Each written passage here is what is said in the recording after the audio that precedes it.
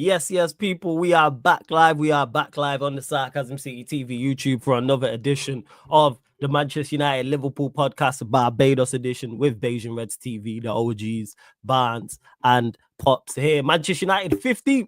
We are 15th, Zah. Fucking, I'd rather be 16th than 15th. After Spurs loss 1-0, these lot are already trolling behind the scenes already as supposed to be my OGs. And to make matters worse, Liverpool goes back 7 points clear. Apologies on the lateness on the show. That's on me because I was on Saeed's channel. As we going through it right now, people, as you would, as a family, it's in complete turmoil. So I know the vast majority of the questions are going to be Manchester United related. I know Pops and Barnes are going to have plenty to say on Manchester United as well. Everyone's just joined over from the raid. Make sure you run up the likes, though. When you enter the City of Sarcasm, hit the like button on the video. Make sure you do so. Share this across all the socials as well. That's me, Flawless, at Sarcasm City TV across all socials. And on top of those two things, make sure you subscribe to the channel, Sarcasm City TV. Let me bring in Beijing Reds TV. Familiar in the cut. Barnes, Pops, what's good, man? What you lot telling me? Apologies on the lateness as well. That's all right, man. You guys had an emergency meeting. We good, man? We have to the 7 points clear. We good. Every day, even the emergency meeting was just a standard match day with Manchester United. You didn't put emergency in the title. Pops, what are you telling me, man? You good? Yeah, 50. Yeah. You lot is Grab the mic. Yeah, 15th, bro. Mic, buddy. 50, I can't believe it, yo. We are 15th. I was trying to avoid this, man. It was the last thing I was trying to escape. Yourself. You brought it upon yourself. I know. Yeah, it was my fault, 100%. Yeah, you mentioned it. That is your fault. Nobody else's fault but yours. You know what? I'll take the blame for it. I will. Because I knew it was a potential. It was on the horizon. I was like, fuck. We are actually 15th. This is Warrior J with Amarim's comments. It was the difference of the game. They scored and we didn't. We had the opportunities. We had the situations in transitions trying to get a result. But in the end, they scored and we didn't. We want to recover the players. I think we can recover some players for the next game. We have to be together to finish the season and start over. I'm around the young players on the bench. It's the hardest competition in the world. I'm trying to be careful with them. I felt the team was pushing for the goal and I felt I didn't want to change. But then they will play. They will play. You try to read the game, understand what you see in training. The team were pushing for the goal and I didn't feel the need to change. Goes on to say, I'm not worried. I understand our fans, what the media think about it. I hate to lose. That feeling is the worst. The rest I'm not thinking about. I'm here to help my players understand my situation, my job. I'm confident on work, and I just want to win games. And you lot, I forgot to mention, make sure you subscribe to Beijing Reds TV. The link's in the title, people. Subscribe to these two jokers over here as well. Big up Destroyer for the super chat. Says big up Beijing Bros. Legends. Congrats with the win. Hey, Destroyer, big up for the super chat, man. I appreciate it. And in regards to what he said, because me and Ash was debating this on the channel as well, when he says the youth players, it is the hardest competition in the world. Absolutely, I hear that. Throw them out there. I keep saying this. I said this all during the transfer window. I've been saying it ever since when I'm saying play the youth players. You have nothing to lose. In regards to us pushing for the goal, yeah, we were slightly better in the second half. However, switch it up. Switch it up. It's not like we peppered the goal. I don't know how many shots we had on target, but it's not like Vicario was making save after save. Yes, Garnacho missed the seal, but it's Garnacho. I put the vast majority, as for those that check my match reaction, this defeat today is on Amorim. Said this. I blame him 95% because I know what these players are. I know what these players are. Any Manchester United fans know what these players are. You continue to play Garnacho. You continue to play Højlund. You continue to play Bruno. You continue to play the low. This is on you. Simple as that. And people will hear that and get it misconstrued and go, oh, like you, Amorim. No, I'm not Amorim out. Amorim accountable. That's on him. When you make foolish decisions, and the reason why I'm so critical of him is because I rate him. If I thought he was a terrible manager, I wouldn't have this energy for him. I'd be like, yeah, you're just shit. So it's like, all right, first. Why I don't have energy for Garnacho missing that chance? Because I've seen him do it. Not one. Countless times. Two. Yeah, two. And he's done it before this. He did it in the last game against Leicester, where he missed not 2 chances of that caliber, but 2 good chances. We've seen him do it. We've watched Højlund do nothing countless times. Bruno, dreadful. Where's all the, where were you lot without Bruno? Where are we with him? We are 15th Zah. You know what I'm saying? We are 15th Zah with him. There's all the people who was backing him, and Dalot played right wing back. Played slightly better, but he's not good enough. That's why I'm saying I don't hear about it's the hardest competition in the world. How we know you ready for war if you never get in the war? There's only so much training you can do. There's only so much training you can do with anything, in particular a situation like that on the highest level. Play these youth players. And me and Ash was debating this, and shout out to Ash. And he was saying, well, what happens if it goes wrong? Take them off. What happens if it goes right? What does that do for their confidence on the flip side if Cheeto goes out there and scores? Because one thing youth players don't do is one thing youth players do is play without fear. They don't care. They just want to play. They just gonna run around and play. They gonna try shit. They gonna look for the ball because I have nothing to lose because it's not on me. That's why I said I would have played Cheeto, Kone. One of them man there is an attacking midfielder because of all them youth players we had on the bench. He bins that. One of them jacks, there was 2 jacks on the bench. One of them bins that's Garnacho chance. I'm sorry. So that's just my thoughts on it. So I'm not hearing in regards to why he didn't make the changes. You don't rate the youth players. It is what it is. Like, and that's it. This fucking guy, yo. But yeah, I know. See these two. But yeah, you don't want to get to it because I'm presuming it was you who said this, Bond. So I'll let you chat, and I'm sure you have plenty of questions for me. But I'm sure this was your comment. So go on. Big up to everyone locked in. Broski, listen. This ain't on Amrin, man. This is on Garnacho. You got 2 wide open nets.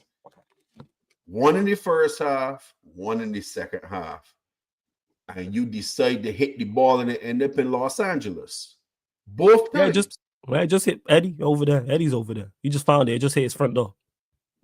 It's Eddie in LA. It just hit his front door and that. Brother, as much as Amrin put out the squad, he put out the squad. The fact of the matter is Garnacho had 2 wide open bars and blast the ball to never. But let me ask you, man, was you surprised that he missed either of those 2 chances? No, I was not surprised, to be honest. That's where my issue lies, man. I made this point on Saeed's channel. It's like letting someone you know a thief in your house and your stuff goes missing. That's your fault. If we know someone's a robber and I let him in my house and I come to you two and I say, Pops, Barnes, my shit's gone missing. I got no mic. My camera's gone missing. My laptop's... Who are you blaming, the thief or me? That's your fault. This is on him. You know what you're getting. He really ain't got no options, though. I disagree with that. Play youth players. So you need to play all the youth and get battered? Not all, but the most. We got who says we get battered? We losing anyway. We're 15th. We're losing anyway. So what difference does it make? Listen, here's what I can tell you. You know what the target is for you right now? You know what the target is for you right 14. now? 40 points. 40 points is the target for you right now. 4-0. Just make sure you get 40. I'm not hearing it, man. Like, that's on the manager. You don't have to play all youth, but you can play more. You just ain't got no quality, bro. How do play the youth play? They might be quality. How do we know how good they are or aren't if you don't give them an opportunity? Man saying they ain't ready. Oh, well, he said it's the toughest competition. How are you ready? How we know if you're not ready for war if you don't fight in no war? You just in the training room. You went to the war we went into a gunfight with a knife. We went with a rock. And we threw the rock. Like, you can't. Like, we've all seen X-Men. For those that watch the X-Men cartoons, they have the training room in X-Men. That'll be for Wolverine's in there. Friggin' who else? The rest of them be in there and that. Rogue and that. But you can't just be fighting in the training room. You know when Professor X recruits a new X-Men? Yeah, they go in the training room, but eventually, man, he's like, yo, go fight. And next thing you know, you get what I'm saying? Some youngsters getting thrown through a house by Sabretooth on national TV. Here we are. We're going to find out how good you are. You may get your ass kicked. Magneto might move to you. Sabretooth and that might move to you, but find out. You're X-Men. You can't put on the suit and not fight. You can't be in the kit. I'm not hearing about age. I'm not hearing about you. Maybe you aren't good enough. Cool, let's move back. Because you can't continue with what is not working. That's my biggest issue. I made the X-Men joke, but that's my biggest complaint, is we know what doesn't work. We are fully aware what doesn't work. Because you said it yourself, man. Garnacho missed 2 good chances and you weren't surprised that he missed them. That tells you don't rate him at all. No, he's rubbish. He can't even hit a barn door, bro, if he tried. Straight goods. Play or you play the youth players, who knows? Maybe we go there and all right, we lose 2-0, we lose 3-0 instead of 1. What difference does it really make on the grand scheme of things? It is true. Listen, man. Go on. This offseason, you gotta do a yard sale, bro. You gotta put 50 cents on Garnacho, a quarter on Bruno, 10 pence on Hoyland. You just gotta just sell off men for cheap. Just for cheap. You just have to. You got to get rid of them. You have to get rid of them. He needs to bring in the players he can work with and actually do a job, because you got a bunch of waste man on that team. Straight goods that are just not good. A whole bunch of utter rubbish.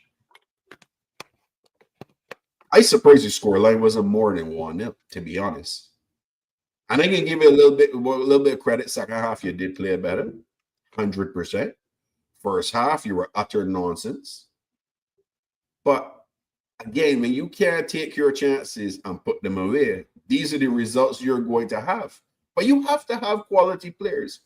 You can't have a half man on your pitch with 2 left feet trying to hit a ball he back in nets. He's going to sky it. And like you said, it ended up in our boy Sheep back here too in Sacramento. Yeah. Rubbish. Horrible. And it only gonna get worse. You got Arsenal coming up. You got a bunch of other teams coming up that I don't know. Whoa. This ain't the end of the show yet, Barnes. 1 game at a time. You see, Pops, you get it. Even though you're trolling with it, 1 game at a time. We got Everton. Like, relax. All right, okay, relax. You got Everton next. Everton's our next game. Yeah. Early kickoff at I'm saying at their place. So I'm like, all right, you talking about Arsenal? Whoa. 1 game, man. Like, let's go to Everton first and see where we're at with that. We can touch on that again. We can touch on it. Yeah, I'm sure we will. I know you ain't gonna let me get out here with no scoreline prediction. Fully aware. No, you definitely ain't get it with no scoreline prediction. That is for sure.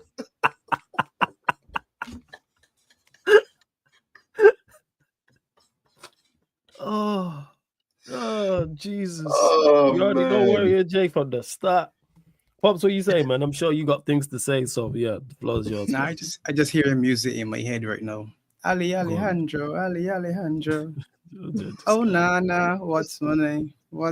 Just music, man. You forcing me to watch this. You forcing me to watch this. You know. I'm doing this for you. Cool. No, I'm doing it for you. I'm doing this for you. I won't be part of the therapy. You're a good guy when you want to be. Wait, what kind of this is part of it. What do you mean that I want to be? Whoa. What do you mean that I want to be?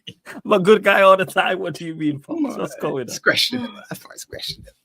This crazy work, But you got a point. Now you got a point because, and United have a rich history. Rashford is one of your youth players that came out when Van Gaal said, hey, there you go. And you've got that history where you've always had somebody from the academy coming through. Somebody said it in the chat earlier. Last season, we won pretty much the League Cup with the likes of McConnell and Clark and most of our academy boys as well. So at some point in time, boys become men. You see, look at Wanyeri at Arsenal and MLS as well, doing their thing because of. And again, it's one of these needs must. If the injuries weren't there, you probably wouldn't see them, to be fair. I mean, maybe in a cup or something. But I just look back at your FA Cup team just to see, and you didn't do anything there either. It was still the first team, pretty much the senior players as well. So is it that he doesn't have or he doesn't trust the options? Because as much as they're on the bench, he's saying a lot within the speeches about the youth players and it being the hardest league, whatever the case may be. But you got senior pros in it, and as when you put some youth in, it's not start all 11, but 1 or 2 can come in and get some minutes, come on as subs. Because when you look at that 5-3-2 that you played today, Bruno Fernandes, my days. Talk about it. I was watching him and seeing what you. I mean, I know you're one of his heavy critics, and I was just watching it and saying to myself, yeah, I could see why you get pissed with this man, because there was some things that he's just blank out. He was in defense at one point, ball went up in the air, and he's kind of like, yeah, I just walking out and leave that one, and y'all deal with it. And I say, my man use the skipper though. You can't just leave the situation as it is. Clear it, get out, and then get the men up the pitch or something. But you can't just walk away and leave it. Honestly, watching it, I was laughing. There was comedy in it because Tottenham, they're much better. And the fella Taylor, whatever his name is, he had a bunch of sort of chances and was there. And I said to myself, well, you aren't really much better than anything else, to be honest, either. I know where you go. Honestly, I don't know where you go from there. Because 5 at the back, and you're still standing there, everybody standing looking at one another. Well, Madison run past and get a tap in after Onana. It just says, all right, yeah, I can't really get it out of play. So here it is. And all the defenders just looking at one another, and then they're looking at the linesman and saying, please bail me out. There's no one trying to track the runner. Madison just gambles on something happening and nobody goes in. Delit's the furthest man back, closest to the keeper, playing him on as well. And he's just stuck in the mud. He's saying himself, come on, man. We're 5 at the back. Everybody just looking at everybody else to deal with it. Although Onana should make a better save, to be honest. You can't parry it back in front of you. But he is Onana, so it is what it is. I ain't here to pile in on you, though. I ain't here to pile in on you. That's not my style. Yeah, don't worry. That's going to happen during the rest of the week. That's my style. You just mentioned it there. He is Onana. Yeah. So I look at the manager. You know what you're getting. You've seen him make mistakes. You have a better view of it than me because you're there on the touchline. But that's why he's Onana, he's Maguire, and there's too many of them. He is that in at the level, and a lot of them are being gassed. Oh yeah, Onana for whatever clean sheets and whatever. Maguire top ball playing centre back and all that, and and you're saying it's all right. And I think that's part of the problem as well. A lot of the players are not necessarily levels and they're being gassed. The levels are not sort of fallen to where they should have been put. And a lot of the fans just upset that they went and put themselves out on a limb that they shouldn't have been on. Xerxes shirts and Hoyland shirts and Hoyland versus Haaland and weird stuff that was said. And now you're looking at yourself and saying, we're 15th. So in a league where underneath you is what? West Ham, 16th. Yeah, and then the other 4. Wolves, Leicester, Ipswich, Southampton, and Ipswich. The ones that definitely gone. So the one good thing I guess for you is this: you cut the drift of them 4 because it's 3 for them 4. Yeah, Wolves got to decide whether they're in that battle or not. But Leicester, to me, I picked the 3 men that came out to go back down. So one of them might battle with Wolves if Wolves decide to hit reverse, but the 3 of them should be going back down. So this, at least for you, is not one of them. Well, yeah, we can get relegated. As much as it was part of some weird conversations last week with you and some Spurs fans or whatever, that's a little bit over the top. And I don't think you can need 40 points, honestly, to stay in the league because I can't see any of them underneath you getting anywhere near to 40 points, to be honest. But they've been lucky still, to get dirty. You and Spurs ain't got no right being down there with all the money that you generate, all the money you spend. There's no way that you should be 15, 16, talking about mid-off or not quite mid-off and all sort of rubbish, to be honest. But it is what it is. Amorim got to look at himself and decide what he wants for his season. He got to look at himself and say, well, what do I do now? I can't get relegated. It ain't going to happen. You're still in knockout football, so save some of the quote-unquote senior men that's supposed to be better for the knockout football and play 1 or 2 of the kids that showing some promise. Because Garnacho's price, that was 60, 70. They should have let you go. Heading down to 20. I would which is probably where you had it already anyway. Yeah, I had it lower than that. I would have given him away for a ball of Morby. I'm not gonna lie. Chelsea, give me 2 balls of Morby, and I would have been like, all right, come.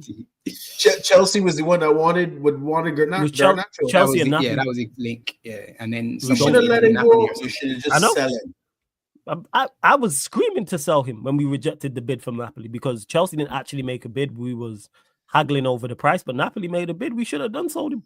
We're haggling over a price. Bro, he's rubbish. But hey, trust this board. I was told. My goodness. He's Big being up to my girl overgassed, that's all. Sunshine. Because my girl Sunshine That's all. this week, I had a tweet after that Everton game, and she clapped back at me with a smart comment, and I says, "Hey, enjoy 15th. Where are you right now? 15th. It's crazy. Sunshine, be very careful what you ask for." Why have we not spoke since the Everton game? No, we haven't talked to her yet. Oh, 'cause it We was didn't midweek, discuss wasn't it it? yet. That Remember was we were midweek. spoken. Yeah, because it was midweek. It's Yeah, for last I it Sunday. was midweek. yeah, it was midweek. Jeez, that feels like so long ago. It wasn't even that long ago. That's what it is. Yeah, just crazy now that you mentioned it. I was like, yeah, we haven't discussed it. And big up to, that's the Bayern view for the raid as well. Shout out to the Big up. Bayern view for the raid. Run up the likes, over 500 of you lot in there. Let's get up to 100 likes, people. We're only at 48. Get us to triple digits, please. Get us to Yes. triple digits. Big up Liam and Zia for the raid, man. Shout outs to them. Shout out to them. And make sure you subscribe to Beijing Reds TV, people. The link is literally in the title. Just click the link, opens up a new tab, and then you can subscribe there as well. To Warrior J says, wait, would you start a youth goalkeeper over Onana since Bayandere was injured? I didn't know Bayandere was injured. No, I wouldn't. That's the one position I wouldn't throw a youth player in. No. Not in goal. But everywhere else, yes. We got 3 centre backs. You can play a youth centre back. Maguire's to play a centre back. You have play him and play Delit and Maz with him, and I think he'll be fine if he's of a level. Whoever this centre back is. There's loads of kids on the bench. One of them's a centre half. Play him heaven. There you go. Play him left side. Play Delit central. Play Maz from the right. You got Dorgu in front. You can play Casemiro in front of that. There's enough experience and know-how, and it'll be fine. So you asked me as well, Warrior J. I can't find a comment about who had start 4 or 5 in regards to. If I'm not trying to see Dalot, Bruno, Garnacho, Højlund, no. They should even be in the squad at this point. Agreed. Never mind, not on the bench, but he'll start them. And then we'll be here next Sunday having the same conversation, and I'll be here saying the same thing on repeat in regards to play the youth players. How are we going to find out if they're good enough for war if they never fight in the war? People saying, they're not good enough. Cool. But what we're doing isn't working. I just really dislike the lack of attempting to fix it. Pops mentioned it. I mean, what do you want to do? Because what you're doing is not working, so you have to change. Do something.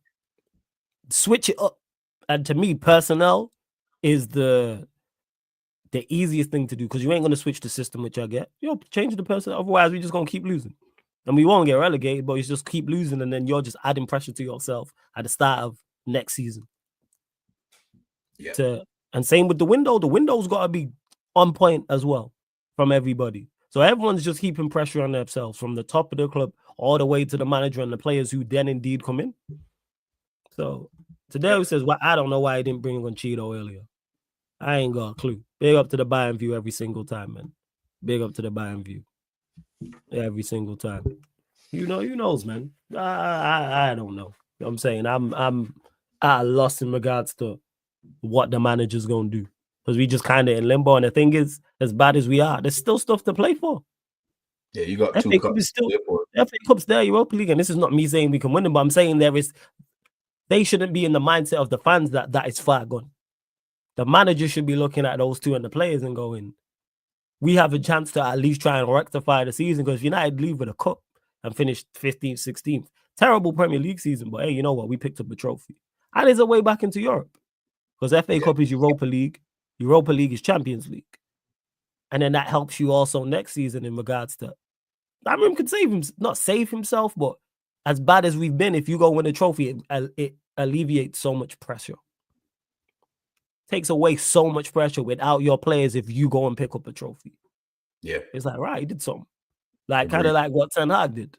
But you then have to hit the ground running and performances have to improve. But especially the Europa League's the key one, by the way, people. If he picks up that's the major one. Yeah. That's the one that will make people go, oh, right, there's something to it.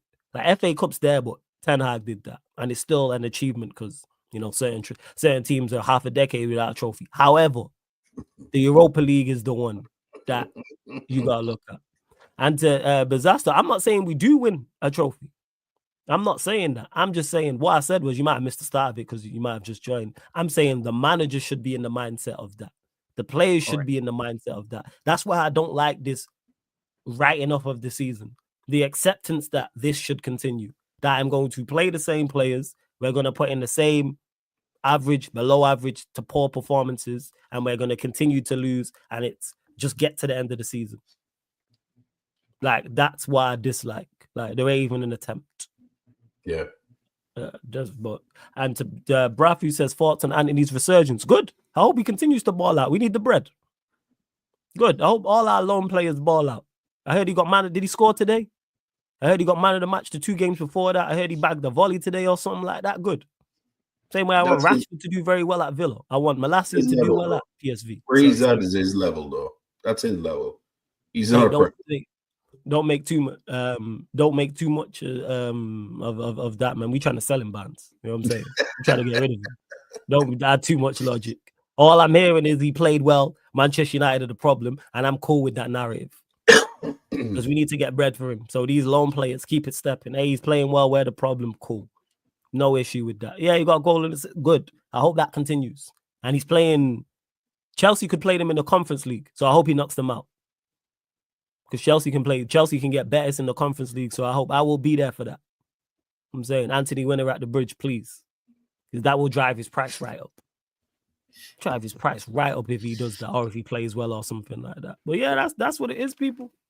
You just said you can't get relegated. Those cups can distract the team into relegation. The reason why I don't think we can get relegated is not because we're good. It's because the teams behind us are terrible. Yeah. They can't go on a run. I think they're 12. Let me actually check. 12 points. 12 points. Is it 12 points? All right. So, for instance, Ipswich got to win. I think it's 12 points. 12 points. Ipswich got to win 5 games in a row, and we have to lose 5 games in a row. Can we lose 5 games in a row? Absolutely. Manchester United are more than capable of losing 5 games in a row. However, Ipswich ain't winning 5 in a row, though. Ipswich ain't winning 5 games in a row. So, no, I don't think we'll get 10 ahead of Wolves. That's 4 games. Yeah. And again, could we lose 4 games in a row? Absolutely. Well, do I think Wolves win 4 games in a row? No. I don't. That's what it is. That's what it is. Big up to Janelu. It says, whose fault is it now since Rashford left? Everybody else. It wasn't solely Rashford's fault, but Rashford was a part of this. When Rashford left Catalan, he left us in 13th. So it's not like he was flying. And he has to leave. People forget that. He didn't want to be here. As much as he's Manc born and bred and all this, he has to leave. The Argentinian one was the one who got his head down and said, I'm just going to train. And even though his agent was at another ground, still stayed. So, Biz, what are you telling me? Do you think Manchester United get relegated? Is that what you're saying? Let me know. Because I don't think we are. But I don't think we're getting relegated. It is what it is. Big up to Peter as well in the chat. Also, but you lot continue to run up the likes. Over 500 of you lot in there, only at 62 likes, man. Get up to 100 likes. Get up to 100 likes, man.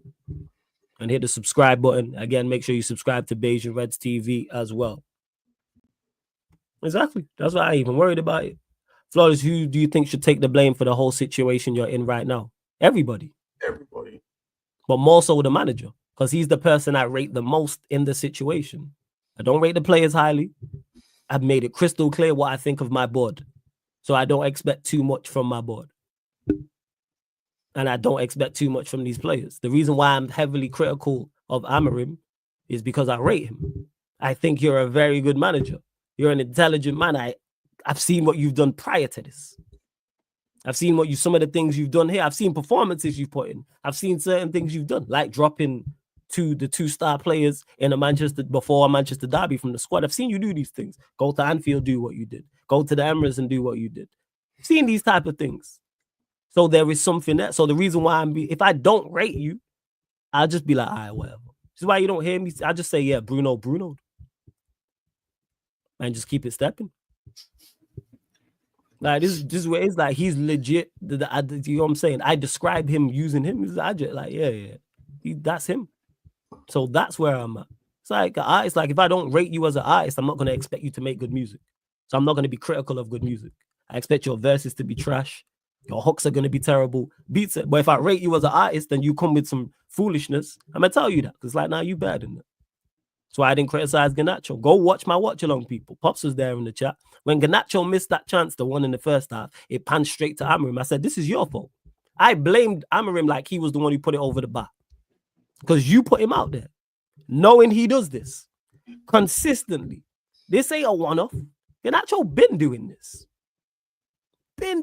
Just in your reign, never mind before. And you've been here now 3 months, played 20 plus games. And you know he does that in training a lot as well.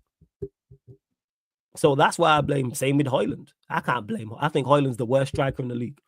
How can I expect the worst striker in the league to perform to a good level? That's dumb on my part. So when he does dumb shit and does nothing and just runs around, they even run around. Don't hold the ball up. Don't connect play. Don't link play. Don't have no shots on time. Benefits nobody. That's him. That's Højlund. Same with Bruno. I don't expect too much. Same with Dalot. I know Dalot has no back. Dalot's worse because I know he's applying himself. He tries. He's just not very good going forward. It's on the manager. That's where I'm at with it. And to Biz, who says, I won't be as sure. So Biz, I'll ask you the question again. Are Manchester United getting relegated? In your opinion? Because I don't think we are. So would you believe we're getting relegated? If you are, say so. That's the M1 in the chat. If you believe United are getting relegated, say so. Sorry, go on. What's crazy, Flawless, is that without them wins that y'all had from Rude, you'd be in a relegation battle right now. Mm-hmm. Facts. That form been horrendous. Man, that's bad. That is bad. And that's where I blame the manager, because you're a better manager than Rude. So how's Rude doing better than you with the same players? Even though it was only it's a much shorter sample size, but Rude did better than you.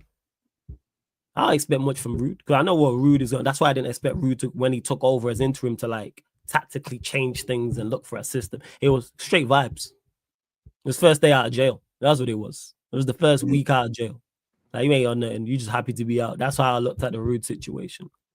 So that's it. Now it's not true to you never walk alone. No, it's not. But it's their first win in 7 or something like that. No, yeah, their first win in 7, I think, at home, and that lies on us. But that's it. Like that's where it falls in regards to it. And this is Amorim accountable. I know people get things misconstrued. Oh, you Amorim out? No, but hold that man accountable for performing the way he's performing. Now, if you don't rate him, your criticism of him shouldn't be as less because you think he's a terrible manager. So, boy, here we are, man. Like I said, I just want all the people who rates all these players to still pop up, because when they play well, like when we did against Liverpool and Arsenal, you lot was everywhere. And Bruno, this, Bruno. I ain't seen you lot since. With the players you named, do you think it's realistic Amorim will drop them? No. And that's on him, Andy. And that's where my criticism lies. Because I've seen you drop 2 big players in a Manchester derby. So I know you're capable. You dropped them both. Not from the team, from the squad. And I went, oh. And I keep stating this, the Manchester derby, because you don't know that I went to that game. Because I got the news as I was leaving out my front door. And without seeing the 11, I said, we're winning this game. Just because it's a statement of intent. And that's what eventually led to Rashford then leaving because of what he said. But it's a statement of intent. So, you can't drop players. Yeah, you can. Bear in mind, he didn't replace these players with great players. Mount played. He got injured, but Mount started that game. I can't remember who else was on the bench, but it wasn't nobody of severe quality like that. Hey, Biz, I want to know if you think we're getting relegated. That's my question to you. You said start the young players in the next game. How many would you start? And realistically, do you think they would start? Realistically, no Warrior J. They're not going to start. I'd start 4 or 5. Play a centre-back. I'd play Heaven. I'd play Kone. I'd play Cheeto. And one of them man's an attacking midfielder. I'd play him, so 4. I'd play 4. Why I say that? Now, wait. Yeah, centre-back, central midfielder. 10. No, 5. I play half. Because wing back. You know what I gotta say about that, Flawless? Go on. Ba-da-ba-ba-ba. I'm loving it. I bet you are. These lot just not even interrupting me, It's crazy work. Yes. I played a 5. You know what? It's pops. I play 5 of them. Why not? We go to Everton and lose 3-0 instead of 1-0. Too many.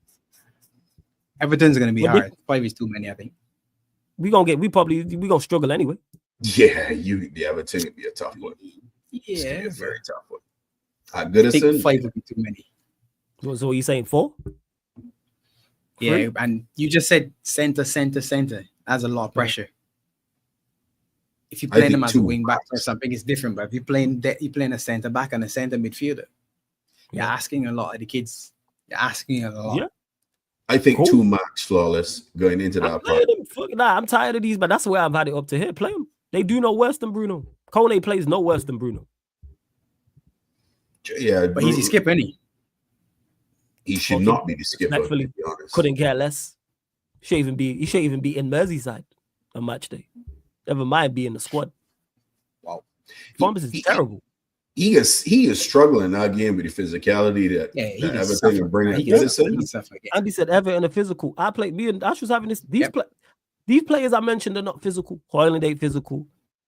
All right, Delo can get Delo has some physicality. Neither does Bruno. Who was the other one I mentioned? Neither does Garnacho. Garnacho built like me. Garnacho. What I'm talking about. Yeah. Garnacho built like me. There's no physicality from Garnacho. Then your center back's gonna have your hands full with Beto. Yeah, 100%. And that's on if I play that young center back, that's then on Delete and Maz to deal with that. You're a senior player, do senior things. Yeah. That's why I'd go center. You have to send a message. Worst case scenario, we go there and lose 4. All right. There's a difference in losing 2. We ain't getting relegated. Everton's above you right now, too. Yeah. Everyone above us. About 14 teams. That's where I'm at. I'm like, you might as well. You have nothing to, but again, people talk about, oh, don't play the youth and So we just gonna continue with the same then. We're gonna continue to do the same thing that isn't working. You gotta change it up. You have to change it up. And that's where I'm at with it. But we move. Biz, so United will finish. Exactly. So you don't think we getting relegated, to my original point, Biz? That's the point I was making. So you agree with me then that we ain't getting relegated? Which I don't think we will. At least the relegation battle would add something to the game. Fuck, if we was. Our games are dry as flat today. Game was flat. Yep. It looked like 13 versus 14. It was supremely flat. There was nothing on the game. There was no energy. There was no... It was slow from both sides, people. Very, very slow. There was no zip to the game. There was nothing. Spurs normally, and he plays at a fast pace. But I don't know. Just fuck knows. On to you lot. Go back 7 points clear. We'll start with you, Barnes. Thoughts on your game today? Good in the first half, tailed off a bit in the second half, but most importantly, got the win. You said it perfectly. First half was good. We were on it. Second half fell off a cliff. Allowed Wolves to dictate the play. They had possession of the ball. They had all the shots. I don't even think we had a shot on goal in the second half, if I'm mistaken. Which is I have never seen in so long from Liverpool. Diaz was probably our best player in the first half. He was playing really well. Mo did his thing. Mo did what Mo usually does. Gotta expect that when it comes to Mo. Midfield was good. Ebu was a lucky boy. Stupid yellow card. Then he got where the second one he could have got if a different referee. No, I can say this. If Michael Oliver was referee in that game, that second one, he'd get in that yellow card and he ain't sent off. I think Simon Hooper gave the benefit of the doubt and says, all right, it's just a foul in his eyes. But there are certain referees in this league that if they're a ref in that game, he would have got sent off. And there's the reason Ibu was playing on the edge, and it's probably the reason why Mr. Locke took him off and brought on Kwanzaa, to be honest, because he was on edge.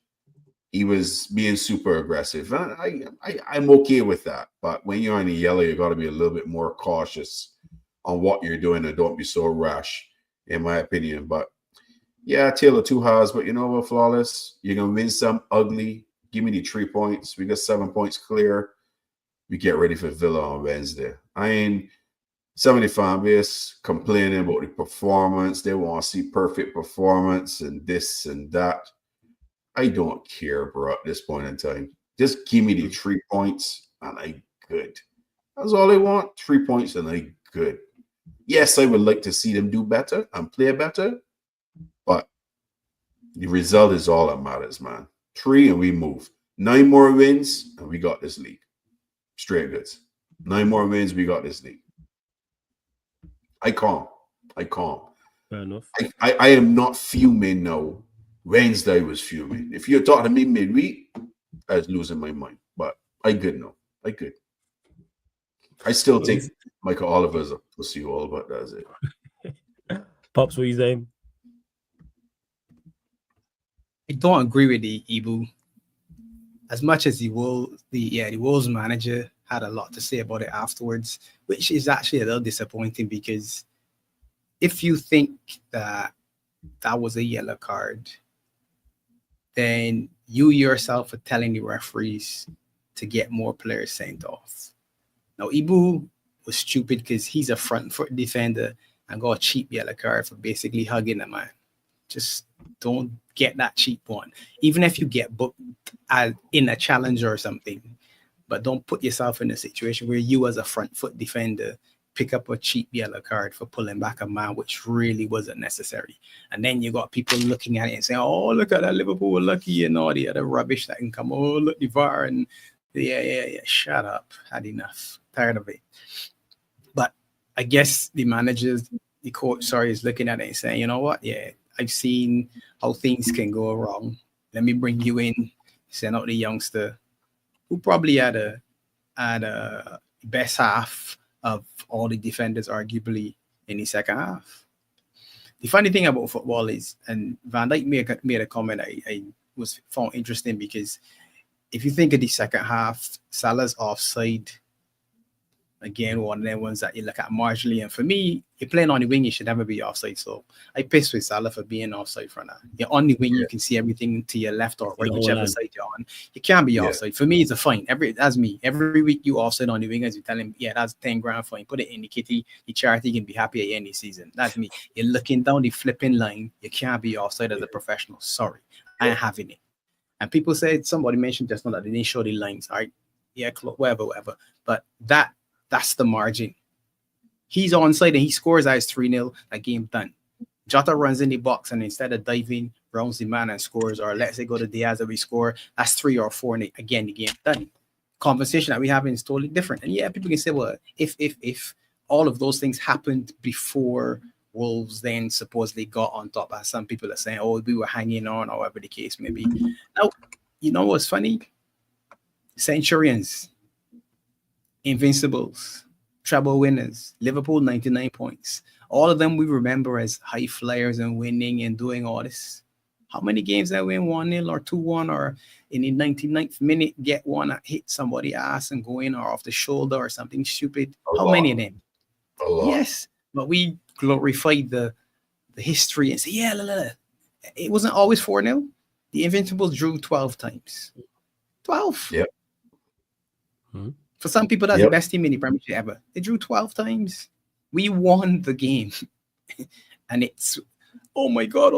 Yes. Is it a little bit of a concern that we were defensive? Yeah, but you know what? You got to look to the next match.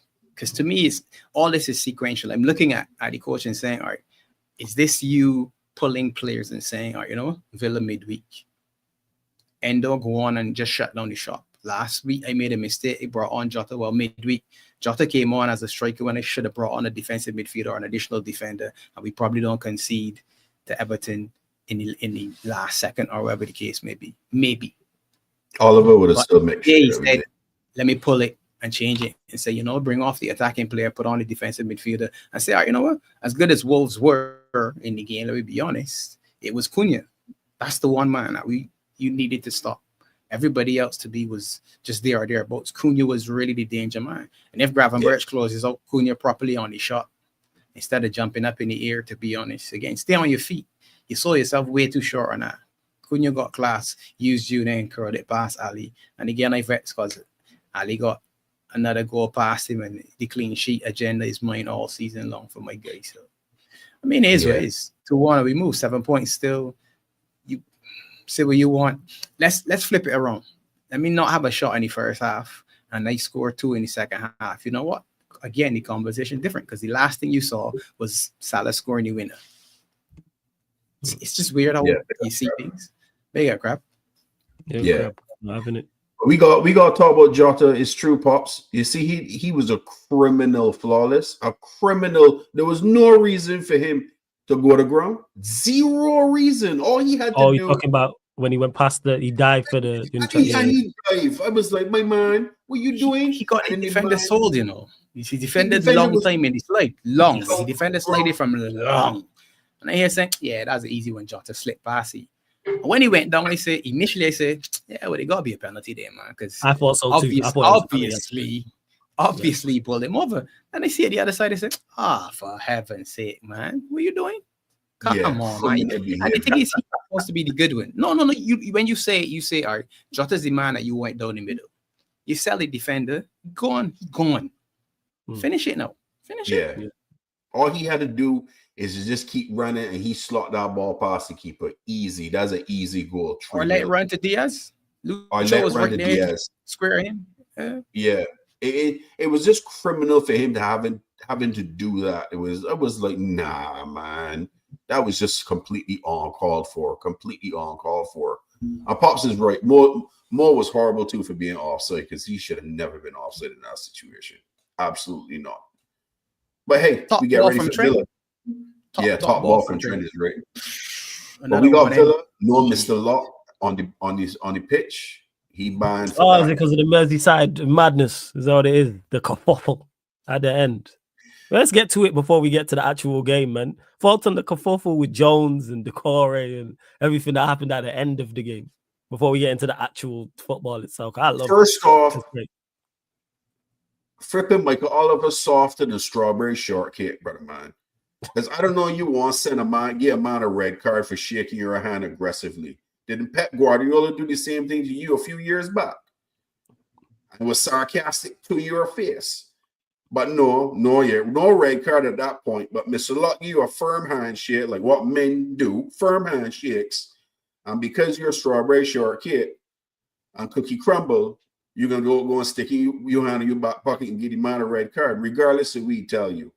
He should have told you what he told you, because you were horrible in the whole game. How do you have a disparity of 20 fouls called against one team and 9 fouls called against the other team? The other team played the perfect games. Yeah, that's like possession as well. That's crazy, right? You got whole situations of Mohamed Salah right up to the end of the game, dribbling past 3 men, get taken down right in front of you, and you said no foul. What? You allowed the game to get where it was. You allowed one team to be super aggressive, and you were calling nothing against them. And when Liverpool was trying to hit the intensity the same level as Everton, it was a whistle every single time. The last goal, beautiful goal by Tarkowski, wonderful strike. However, it should never have counted because Ibu get Roman Reigns' spear. And if he didn't get that spear from Beto, he would have cleared the ball. It wouldn't even got crossed there to Tarkowski. He was in the air. He can't do nothing else. But Ibu stayed up instead. If Ibu had dropped to the ground, he would have blew the whistle. He would have blew the whistle and had to go on the other way. It's these small little things, right, that these referees, but Flawless, we've talked about this so many times. The incompetence about these men, right? And the arrogance. He especially wants to make it about him every single time. He's done it with us on numerous occasions. He's done it with Arsenal. He's done it with other teams as well. And he is utter rubbish as a Premier League referee. He should never be allowed to ref in UEFA, FIFA, none of them, because he's rubbish. Absolute horrible. And I want to check his bank accounts because I want to see how much cash he deposit from brown envelopes from Manchester City. Straight goods. He should hang his head in shame, bro. Honestly. I know how he's got to be sleeping with his one eye open up to make sure that somebody in there to give you a lash because he's that foolish. I don't like referees dictating games in that manner. You're the referee, call the game right down the line, man. Just call it down the line. A foul's a foul on both sides. Just blow it. An offside is an offside. Straight goods. Just be impartial right down the middle. That's why I have always held the stance. The Prem would be such a better league if we allowed referees from outside of England reffing Premier League games. Because now they got no actual feelings in the game because they ain't from this place or that place in England. They're outsider and they're calling the game straight down the middle. I know that. That's actually a good idea. You know what I mean? There's between that and then you have actual football analysts who knows the rule book handling VAR. They know England Premier Referee in the VAR room is an actual separate group handling VAR. Then you can get rid of all the nonsense that's happening because VAR can cover the referee because they're boys. It's a boys' club. It's just how it works. And the only way you fix it is to change it. It's the only way you do it. But yeah, that game was horrible. We should have never given that second goal. We didn't play great. They don't. I was surprised that Liverpool played the way they played. I rewatched the game and I was hanging. We couldn't put two passes together. The physicality of the game got some guy's head rattled. Bradley was rattled. The front three was not good. Moore was non-existent. Oh my, everybody was bad in that game, to be honest with you. Some guys was better than others, but a lot of them wasn't good neither. But hey, and in the end, big up to Curtis Jones. Decore won't go in front the Liverpool supporters and taunt them. Good for the Scouser. Good for him. I rate Curtis Jones for doing what he did. Rate him for it. Decore. Who the hell are you, man? Shut up. Get out of here. I love all of that. I'm not gonna lie. What are you saying, Pops, man? Faults on the fuffle at the end, referee, and then the Liverpool performance overall. Oliver, man. Main character syndrome, we all know that already. So you man, this is really harping on it. Because you can just, as a Liverpool fan, you can go back to the DVD incident with Pickford. That was him. The jump kick with Doku. That was him. So the handball with Odegaard. That was him. Yeah. So and again, it's not a gender thing. It's just him. Rodri handball against Everton. I ain't here saying he against Liverpool or whatever. He's just the establishment that is the PGMOL and the referees is all the same thing. So when people say, "Oh, VAR is this," video assistant referee is what VAR stands for. If you put the same people in that box that are on the field, then you can get the same mistakes. That's all you do. Oliver got banned from refereeing, but where was he? Sitting in the box making decisions still. Yeah. So he's not good enough to be in front so we can see him, but he's in Stockley Park, or whatever they call it, watching the screen saying, "Yeah, don't worry about that. Yeah, don't worry about that. I got you covered. They can never see it. Don't worry about it." So, and tribalism is such that it's funny. It's always funny. So when someone else is watching it, Diaz scores against Tottenham. That's a good one. Liverpool get punished. Whatever. It's always funny for the opposition. So it's never going to be a thing where we come together. Because even the managers were sort of like tiptoeing around the incident. Yeah, thing. And then a couple weeks afterwards, all of the ones that was tiptoeing around, you know what I was doing? Man, how could the decision? And I said, 2 weeks ago, you was saying, you can't question the refs and the integrity of the game, and now a decision goes against. And that's what's happened. Yeah. That's the reality of it. Now, the easy thing to do is bring in the semi-automatic offsides, and at least you can get one element of the rubbish with this line stupidness out. Because this angle and this view, and we don't quite have the right view. And instead, we got billions of dollars in the football and millions of dollars on for winning it. But you can't find the right camera angle. All right, then, no problem. Don't invest then in the technology properly so you can do this. No, we can get a drawing with a pencil and a protractor, two men looking at different things and then say, well, we can't really decide what it is. So what the man say on the field? Yeah, let us stand, wherever that was. They're offside, not offside. Good decision, good rubbish, man. Midweek, when you spoke about Real Madrid and Man City, you weren't talking about the referee or the linesman or nothing like that. Champions League, you don't have the same conversations. Every week in the Premiership, every single week in the Premiership.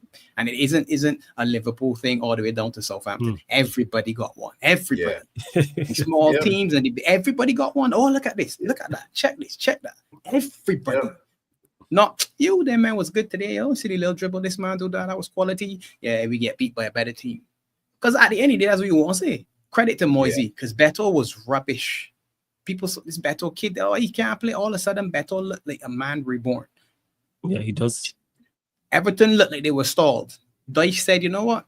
I'm done with this here. I can't do anything more. Moisey said, I can come over, man. And a couple of conversations, DCL score goes, bang. Gone out hurt. Beto in the running. Beto doing the LeBron celebration and all them things there. Playing. The man playing. So first and foremost, to me, is credit to them. Goodison is always one of games that hard for us. So going into Goodison, and you remember we had this conversation last week. Sunday, tell you the one game that I'm looking at is that one. Goodison turning off the lights. Can we do it for the last? You know how it can be. It can be hostile. And some of our guys, to be honest, we lack physicality. So as much as Curtis Jones went over there and grabbed the Korea, and that was all good for the fans and all that, blah, blah, whatever. I want that physicality in the 90 minutes, not after the 90 minutes so much. Give me some of that sort of bite in the game itself. Forget the referee. We weren't forget the referee. I forget the ref. Bite. Go in and hit a man. Nah, I hit one. If he was calling the fouls against us when we trade doing it, I can get booked for something. I'm not getting booked. You're saying don't waste your booking. Don't quarrel with the ref. Don't kick the ball off. Smash a man and get up and sell it. Shake the referee hand. Yeah, you can hold that yellow. Pick up the man and get back in position. But you know what? The man feeling it though. In the head, no. And that's sure he won't go wrong. Robert said again. Yeah, you were right with a comment you made earlier. In that game, the mistake from Mr. Locke was bringing on Jota when he should have brought on Endo. Because I could guarantee you, that's the man. He brought on the Gum Shield Warrior, crunching a man. That was the game for him. He gonna crunch somebody. But he did it. He did it today against Wolves. Man, crunch a man, and he went in. He win the ball. He got fouled down the corner because he just aggressively get in front of the player and get pushed over and win the free kick. That is what he does. He loves the physical part of the game. It's like indoor moments. If Salah's foul gets called, again, it's butterfly effect. Nothing else happens in the sequence that he did after. Exactly. So the two men that ran into one another wouldn't have run into one another for the additional time that ended up leading to that goal. To the extra you stop it at Salah's point, and you take a couple minutes to set up the free kick and doing all this nonsense. Point here, point there, in another few seconds, the referee can say, come on, do it. And then you send a problem, point again. Yellow card for Trent for wasting time, or whoever it is, no problem. Point some more. All right, take a shot. Yep. Kick it into the stands or whatever. Maybe get a corner. What? None of the other things happen if you call that one. And that was an easy one. And for people saying, oh, well, Kanate didn't go to ground. Yeah, but Salah did. And Sabozlik did. And the referee stand next to them and said, get up, let's go. So what we doing? I hate the fact that you go win a call. You win a penalty. You know, disturbing that sounds to me. No, I cannot stand that. I can't stand the fact that you win a penalty. You go in the box as a foul or not. The idea that even today, Lucho leaves himself, like gets in a position where he's saying, Saz on the floor. Let me ease over a little bit, push the ball away from him. Contact there, good as a penalty. So he's winning the penalty because that's what you said. You can't run in the box and someone kick you if you don't fall over. Nothing happens. Nothing happens. Nothing happens. Yeah, don't get given. It won't get given. Kicks you and you don't fall over. Nothing happens. He kicks you and you roll 6 times. The man say, all right, check VAR. Look this. Oh yeah, look, there was some contact there. It's a foul, no? But he's the same kicking. He kicked him again. Yeah. You got a man that hold you like this for a corner, literally in a choke hole. Wrestle you to the floor. He just wrestle you to the floor. Man, say play on. Look at it and he say play on. The ref says to you and Barnes, come here. Don't do it. Don't do it again. I'm watching you. The ball comes over. You're doing the exact same thing. You got Barnes grip. Barnes caught you grip. And the man say, yeah, play on. Forget that. These two men just ain't bothering. And you say this, all right, what we doing? This is just a facade. It's all like a pantomime. Just stop it. Nice. I can't stand it. Come here. Like two little children. So many times. Yeah, come here. Stop it. Yeah. Go back. And the man's literally go back. And one of them is not looking at any ball either. The defender isn't looking. Got his back to the ball. Grabbing and, you know, what's the other thing that doing my head into flawless? Go on. These defenders on Muhammad Salah, right? They made WWE wrestling in mind every single time. You see a man trying to be defending and got the man grip up in a bear hug, in a headlock, in an arm bar, and the referee's right there. I'm more trying to shove off, man, and referee saying no foul. But hold on, that ain't defending though. Yeah, how is that defending? How can you be gripping up a man in a bear hug and say that, tell me that that's defending? That's not defending. Let the man go. What happened? You like man or something? Pause. You holding up the man, so you're supposed to hold girl like that. No, man. The problem with the fouls is it's a sliding scale in different elements of the pitch. So between the touch line and the 6-yard box, they've got certain things you're allowed to do. Between the 6-yard box, the top of 80-yard box, they've got certain things you're allowed to do. In the middle of the pitch, so depending on where it is, oh yeah, that's a foul. Because in the middle of the pitch, no one's bothered. Do it in the box. That's soft. You know, that's what the commentators say. Oh, that's a little soft. Then you're saying, what does soft mean? So soft means it's a foul, then? It's a soft foul, but it's a foul. Is that what we're saying? It's a foul, but it's a soft foul. You say so it's a soft foul. We do use that. So it's a foul, right? Yeah, it's a foul. So it's definitely a foul. If it's a foul, then it's a free kick, it's a penalty. Shut up. Yeah. And the commentators perpetuate the problem as well. These ex-players, again, they're on a side as well. So they're not neutral. A ex-Liverpool player isn't a neutral. Gary Neville isn't a neutral. Alan Shearer isn't a neutral. So they're doing the same thing as well. Oh yeah, I'm here for that. You're not a neutral. You're not. If you grew up being beaten by Liverpool, you're not neutral. If you grew up being beaten by United, you're not neutral. There's no neutrality in it. Yeah. And they do a lot too to sway what's going on, because I guess it's under contract. You can't go against the referees either. So you can't say certain things when you're watching it with your own two eyes and saying, come on, man, that's a horrible call. And there's nothing wrong with saying that. The referees are human. To me, accepting the mistakes is probably better than trying to cover them up. Accept it, say yeah, and coming out afterwards. The PGMOL wants to say sorry to Flawless and Man United. We got that one wrong. Sorry about that. Yeah, but yeah, we lost 1-0 though. Yeah, shut up. What does the apology do? Yeah, thanks. Nothing. Not one thing. It does nothing. But we're not gonna allow the referee to ref next week. Yeah, but he's gonna be in VAR. I hope that's okay with you guys. Thanks a lot. See you next week, Leo. Here's how crazy it is. I expect next weekend City Liverpool. I would not be shocked. Michael Oliver somehow involved in that game. Andy telling me referee. Watch you can see. Who? Andy Taylor? Yeah, the one. Yeah, the other one. Yeah. And Oliver gonna be involved. Mark my words, Pops, he gonna be involved in that match somehow, somewhere. I'm telling you. Too soon. They're not gonna bring him back. Too soon. It's too soon. I put nothing past PGMOL, bro. But the derby was a derby, and credit to Moisey for making it a derby. And again, if the ref allows certain things one way or not the other is what it is. I mean, you gotta live with it. We have ultimately, we should have been able to defend that last play. All of the things that we spoke about: Salah's free kick, Ibu getting pushed, stop the cross. Then forget Ibu getting pushed, stop the cross. Do better stopping the cross. There were still things that we should have done better that we didn't, and ultimately the men get the draw. That filters into the next game, and to me, the anxiety in and around what happened at Wolves was born out of what happened at Goodison. So a lot of what you feeling now, where people are saying, "Well, man, this, that, next thing," and then it was Plymouth. So you look at the last set of results is a cascade. Yeah, so you're looking at it and saying, "Well, we lost to Plymouth," and Crab getting all bad in the chat, but a lot of fans can have the same sort of energy. We getting bantered from other fans, so we want to destroy somebody. So we going to Goodison. Yeah, you get a draw. It's a draw. Ultimately, it's a 7-point gap. Cool. Yeah, we want to be 9. All right, yeah, but it's 7 though. Arsenal win, then is us winning. All right, could we up 2-0? Yeah, everybody having a good time. Yeah. Second half. All right, so we lost. No. Yeah, but it was embarrassing. Yeah, all right, cool. But 3 points, right? Yeah, all right, cool.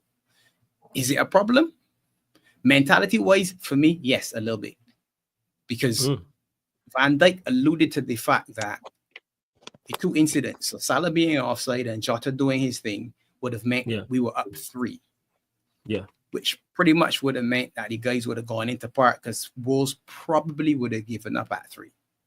And in our heads, I think some of the players said, yeah, this finished though. And some of them started to dip in levels.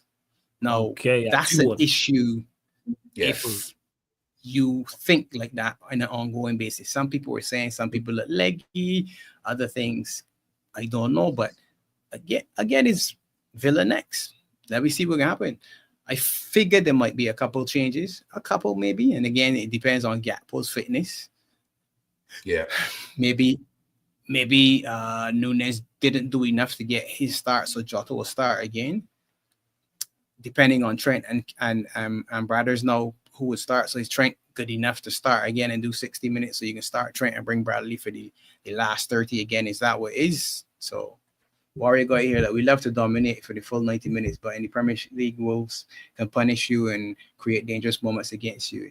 It says a lot. We kept fighting and kept going and got the 3 points. That's the skipper. That's a fact. Yes, there were anxious moments or whatever, but the other thing is, I think we as a fan base keep thinking about City, and that's our problem. We just keep thinking that it's us against City, and I've noticed that. Yeah. A lot of the fan base got the PTSD. A lot of them. Yeah. And that's what it is, for this. Pops right. A lot of them got that PTSD. That City anxiety is because of City. Anxiety got them head done. And I understand that if it was City chasing you, but it's not City, it's Arsenal, you're good. Yeah. I'm telling you, I keep saying this. Like, if it was City chasing you, I'd understand because they're of quality. They've done it to you before. It's Arsenal. Exactly. You're good. Good. I am not worried. Not worried about Arsenal at all. Arsenal get away this weekend. Let's them hold them 0-0 all game till the 80th minute and then come and score 2 scummy man, they got the new striker, man. Mikel the Beast Moreno. From Mourinho. The Beast, man. Don't laugh, Pops, man. Mikel the Beast Moreno. Shout out to Tony. Yeah, why you laughing, yo? That's what he said. Moreno up top, man. Bracing that. He better than Højlund. Fuck. You know what I'm saying? Like, you don't score them 2 chances. Jesus.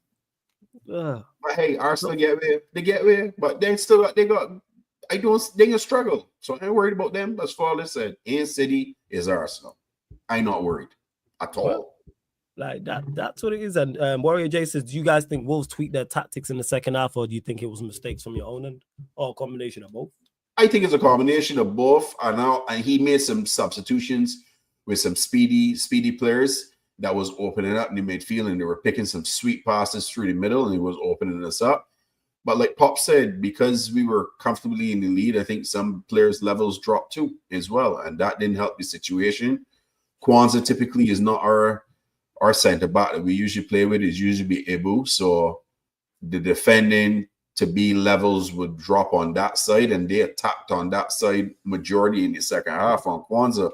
Although I do have to give the kid some credit, and he did make a really, really good defensive play at the end of the game. That could have been a tying goal. So you got to give him credit when credit's due, right? But they attacked the weak link, which was down that side because Trent was off. It was Bradley and Kwanzaa on that side in the second half as well, because Trent was on a minutes restriction. So you gotta give credit to Wolves, man. Wolves came to play, and Wolves always play us tough. I don't think we've battered Wolves badly in a few seasons, to be honest with you. They're always close games. 1 goal, maybe a 2 goal here and there, but typically is a 1 goal win every time. Typically. Well, that's fair enough. And Warrior J says, "Are you guys?" You already mentioned about, because he said, "Are you guys concerned about the second half performance against Wolves?" He spoke on that. He said, "Do you guys think Slot should rotate against Villa?" Go to you on that, Pops. Should he rotate against Villa? I don't see it, to be honest. Okay. I don't see major rotation.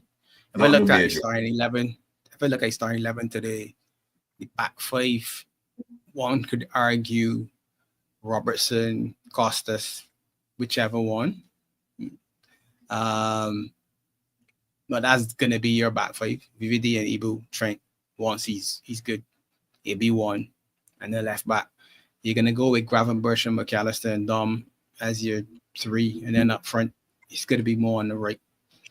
Depending on Gakpo's fitness, then if Gakpo isn't fit, it's Lucho on the left, and then up front, it's one of two to me between Jota and Nunes. And when Nunes came on in the second half, we were basically doing a lot of defending and couldn't put together a proper set of passes to get him involved anyhow up front. So ain't like he did anything to say, well, yeah, look at me.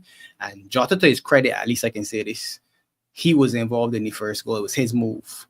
He moved to a ball, spun a man, beat the other man, played in Lucho on the overlap, made a good running. Most cushioned pass was actually to him, but he got leveled and then Lucho came in and scored. So he was involved at that moment.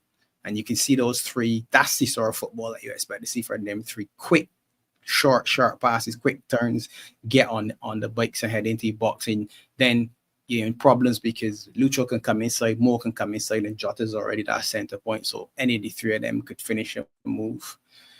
I can see the 11 going again. Would you like to see that happen? Would you like to see? That's for me. That's my. If I'm picking an 11 right now, everybody fit. Like I said, Gakpo's the only one. If Gakpo's fit, then because he didn't play at all today and he's 100% fit, maybe I start him. I put Lucho on the bench and leave Jota. I'm gonna leave Jota in the 9. I'm not playing Lucho in the false 9 or 9 or if you want to call it. I'm starting Jota to me in the 9. One might argue that Nunes away from home against a high pressing Villa should find space in behind. One could argue that, but my problem is I haven't seen enough of that for me to say, well, yeah, will be the move. Put him in but I would start the 11 pretty much again. First, and big up to Mikkel says, love the content, love from the 246. Big up, man, everyone locked in from the 246. Anyone locked in for anywhere else. Make sure you subscribe to Beijing Reds TV, people. The link is in the title. Click the link in the title, opens up a new tab. Same to you as well, Barnes. Would you like to see rotation against Villa, or would you like to see the same 11 pretty much go again? Same 11 for me. I'm the same with Pops. If Gakpo is back fit, which we don't know what's gonna transpire there, but in terms of his knock, then Gakpo easily goes back into the left wing because to me he's the starter for the left wing's position. But Jota for me, I stick with Lucho at the 9, the false 9. He doesn't do it for me. He could come off the bench and then be subbed in for Gakpo and they could intertwine at that position. But yeah, Jota down the middle or Nunes. Nunes for me this year has been getting a lot of unfair criticism from fans. I mean, a lot of people got the thoughts about last year with the amount of chances that he's missed and so forth and criticize him for the missed chances. But this season, he has not had a lot of opportunities at all. I don't know what it is. For some reason, when he's in the game, he does not get a lot of service. People look away from him. He's not getting a lot of opportunities to have a shot at goal. I got to look at the stats flawless, but I know his shots overall for this season is probably not very high, to be honest. The second half in this game, he ain't had a shot on goal. He ain't had a sniff in the box, as Pops was saying. Not one. He ain't had no cross coming at him, nothing. But he was working hard on the defensive end. He won back a ball a few times. He won back a really good ball when they were coming on the attack. He sprinted back, won the ball, got it to Robbo, huffed it up and lost the possession. Yeah, I mean, Nunes, to me, needs an opportunity, but he could cause Villa problems with the high press. So, but I okay with Jota or Nunes at 9, to be honest. It's either or for me. It doesn't really matter. Rotation is fine. Jota scares me when it comes to his availability, his fitness, to be honest. That's the thing that frightens me. This comment took me out because I read it in a Bayesian accent, yo. This comment took me out. Sorry to cut you off, Barnes, man. It was the way he said this. I read it in the accent completely took me out. Yo. I didn't know where he was going from the start. That's why. With the first bit, I didn't know where he was going with this. But big up to Beijing Gouda, man. Oh, Jesus. That's me. Beijing, going to make sure you subscribe to Beijing Reds TV. You will find us over there. Oh my And God, yo, I'm crying tears. Yo. This you know what's funny, Flawless? You remember the shirt I was wearing last Sunday? yeah, That would have yeah, been yeah, yeah. perfect. Would have been perfect. Yeah. It's quite, He said, man, what a Russell part. You find these man from Flawless. Big up yourself all the time. This platform needs more of this accent present. Well, this show is here on a weekly basis for those that don't know.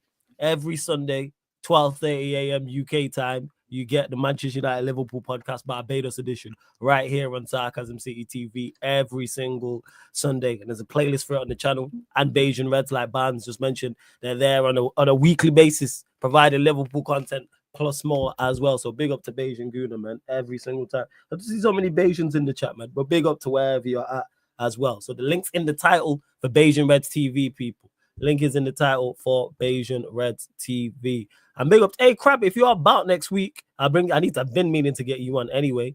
Let me know, because you lot play City next week. And Crab he's not happy about that Wolves performance whatsoever. No, so let me know, Crab was not. Crab's not. I can see it. You know what I'm saying? He's saying, stop making excuses on Red Turtle. So Crab, let me know. If not, I'll get you on the week after as well. Do you believe that Crab, I do. You know what I'm saying? I've watched Bayesian Reds TV. I know what, you know what I'm saying? I know exactly what you're like, Crab. That's why I want you on here. Same way I know what Barnes is like. I know what Pops is like. I know what you man are like. You're like, oh, why'd you do it? Because I know. You know what I'm saying? I know what I'm getting. As bad as we are, I knew what I was getting setting up the show. Fuck it. That's why you see people in the chat saying, I like this content. Where did you get more content? You don't really see content like this in this space. Yeah, I said I'm gonna go up basket. But you'll probably get a result against City. But big up. Let me know anyway, Crab. But me, Barnes and Pops will talk after anyway. I'll sort it out. Big up to Mikel says, love this. I'm a huge Liverpool fan. We were thinking about starting a YouTube channel about Liverpool. This is so cool. Appreciate the kind words, Mikel. Do it. That's what I'd say. Start the channel. That's to anyone. If you're thinking about getting into the space, do it. Do it. 100%. No matter where you're from, doesn't matter if you want to just be solely on your club or you want to be more, do it. That's it. Do it 110%. Without doubt. Andy says, do you believe the Isak rumors? You man believe the Isak rumors? And do you think it has any parallel to Salah? Because the contract thing has all gone quiet with all three of them as well. My fear, Flawless. We get Isak, it means Mohamed Salah going. Because that's how our board is operating, okay? And it has a lot to do about Salah's quality. Michael Edwards has a thing about age. He's had this for time. Once you hit a certain age, he ain't want to be giving you a contract, regardless of who you are. And for me, that's foolishness, because the stuff that Mohamed Salah doing, you gotta give him a contract. You have to. And you have to pair him with Isak. Him and Isak. No. That's a cheat code. We don't need a problem. No. We don't need that. I think Isak's him. We don't need. I don't need him. I don't want to have to slander Isak, man. Like, nah. Isak and Mohamed Salah and Cody Gakpo as a front three is a problem. I don't want to have to slander Isak. I rate Isak highly. I think he's that good. Like, I think as rated as he is, I think he's underrated. I think he's that good.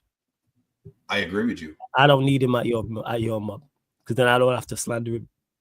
I don't want to have to do the dirtiest U-turn. You know what I'm saying? And start slandering him. Like, so you would do this Stone Cold freaking heel turn? Yeah, 100%. You know what I'm saying? Anyone who puts on that Liverpool shirt, yeah, bro. Like, I've said this before. I don't think I've said this to you lot. People who know me know. Xabi Alonso, one of my favorite midfielders of all time. I hated the fact he was at Young Bob, though. So I couldn't praise him like he was, and this was years ago. But I think he was that good. And then when he left, I could give him his plaudits. I think he's supremely underrated. Oh, yeah. I think he's one of the most underrated players in the Premier League. Facts. I just hated the fact that he was at Young Bob, so I couldn't give him credit.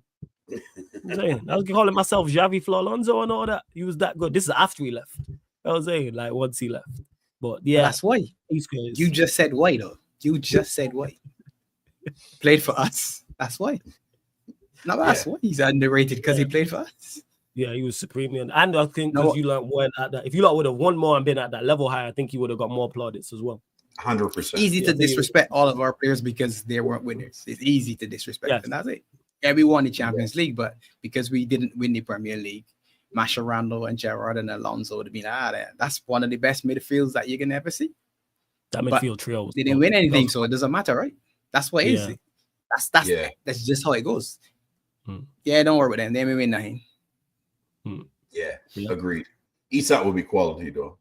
I would take him, but me and Pop's got a philosophy. We don't get into rumors until we see a man holding his shirt up. No, that's fair. That's can't fair. be bothered. Well, it's a player you lot are both on board with bringing in. Oh yeah. I rate Isak highly. Would you be with that, Pops, with Isak? Quality. Quality. Okay. Yeah. Do you think it has blind any man can see bearing? that? Oh, come on, man. A blind man can see that. Come on.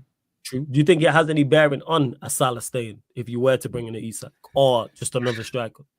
If you look at our front six, right, and this, and I said on our channel as well, Gakpo is probably the only one that's nailed down for next season. So then you look at the other five and you're saying, all right, you got Salah out of contract, you got Chiesa, who people consider to be a ghost, to be honest. You got Jota and Nunes, who people again are saying, well, Nunes can be gone because we can take the Saudi bid or whatever, and Jota, his availability is in question, so he's another one that possibly on the way out. And then you look at Lucho, always talking about Barcelona. Well, his dad is always talking about Barcelona, so you got 5 of the front 6 that could be on the way out. Now, if you sell all or you get rid of it, let more leave, and then it's all right, bring Isak in, then that's 2, and you still got Philly at the 4 spot. So, I mean, Chiesa probably isn't going to leave. Probably. I figure he can stay at least until another January, so maybe he's still in.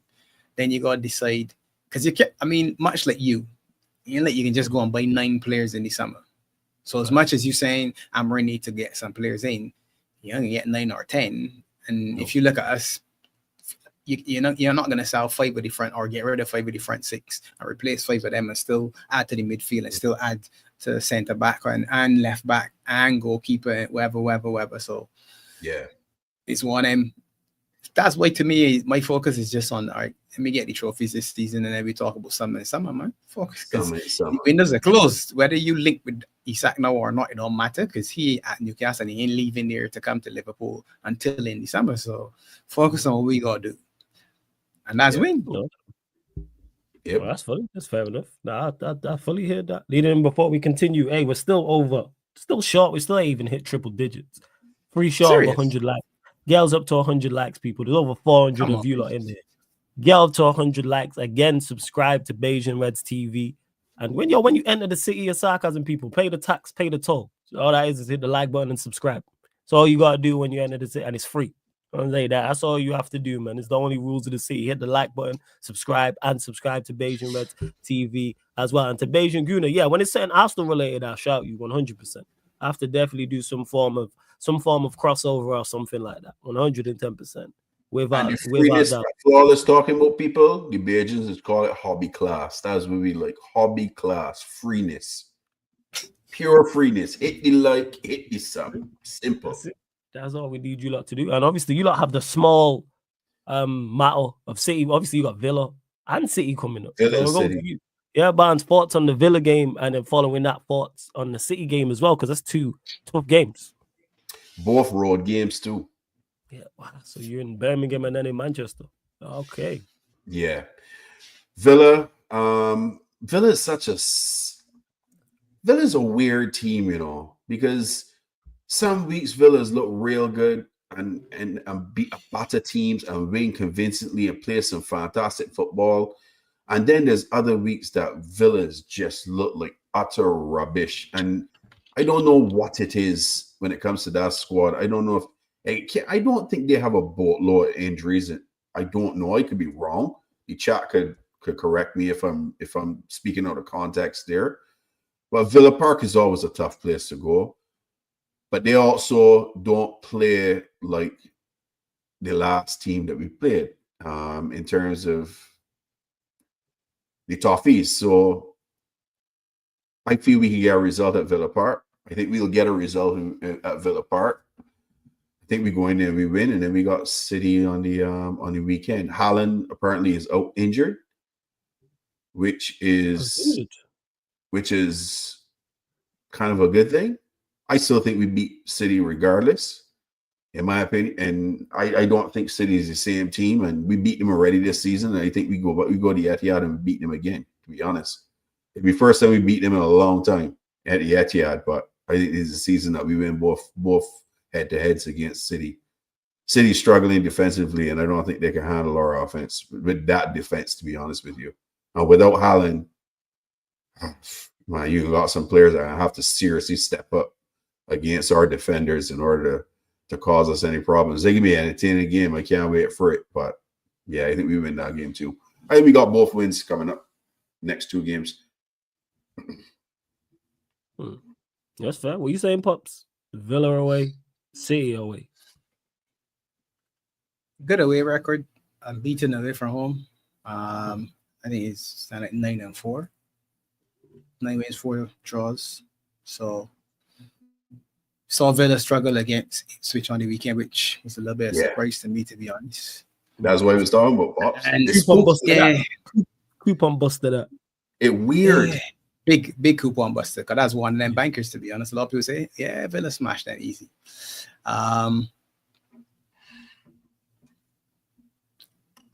Somebody just said it that they're inconsistent, like most teams sort of vying for Europe at this point in time.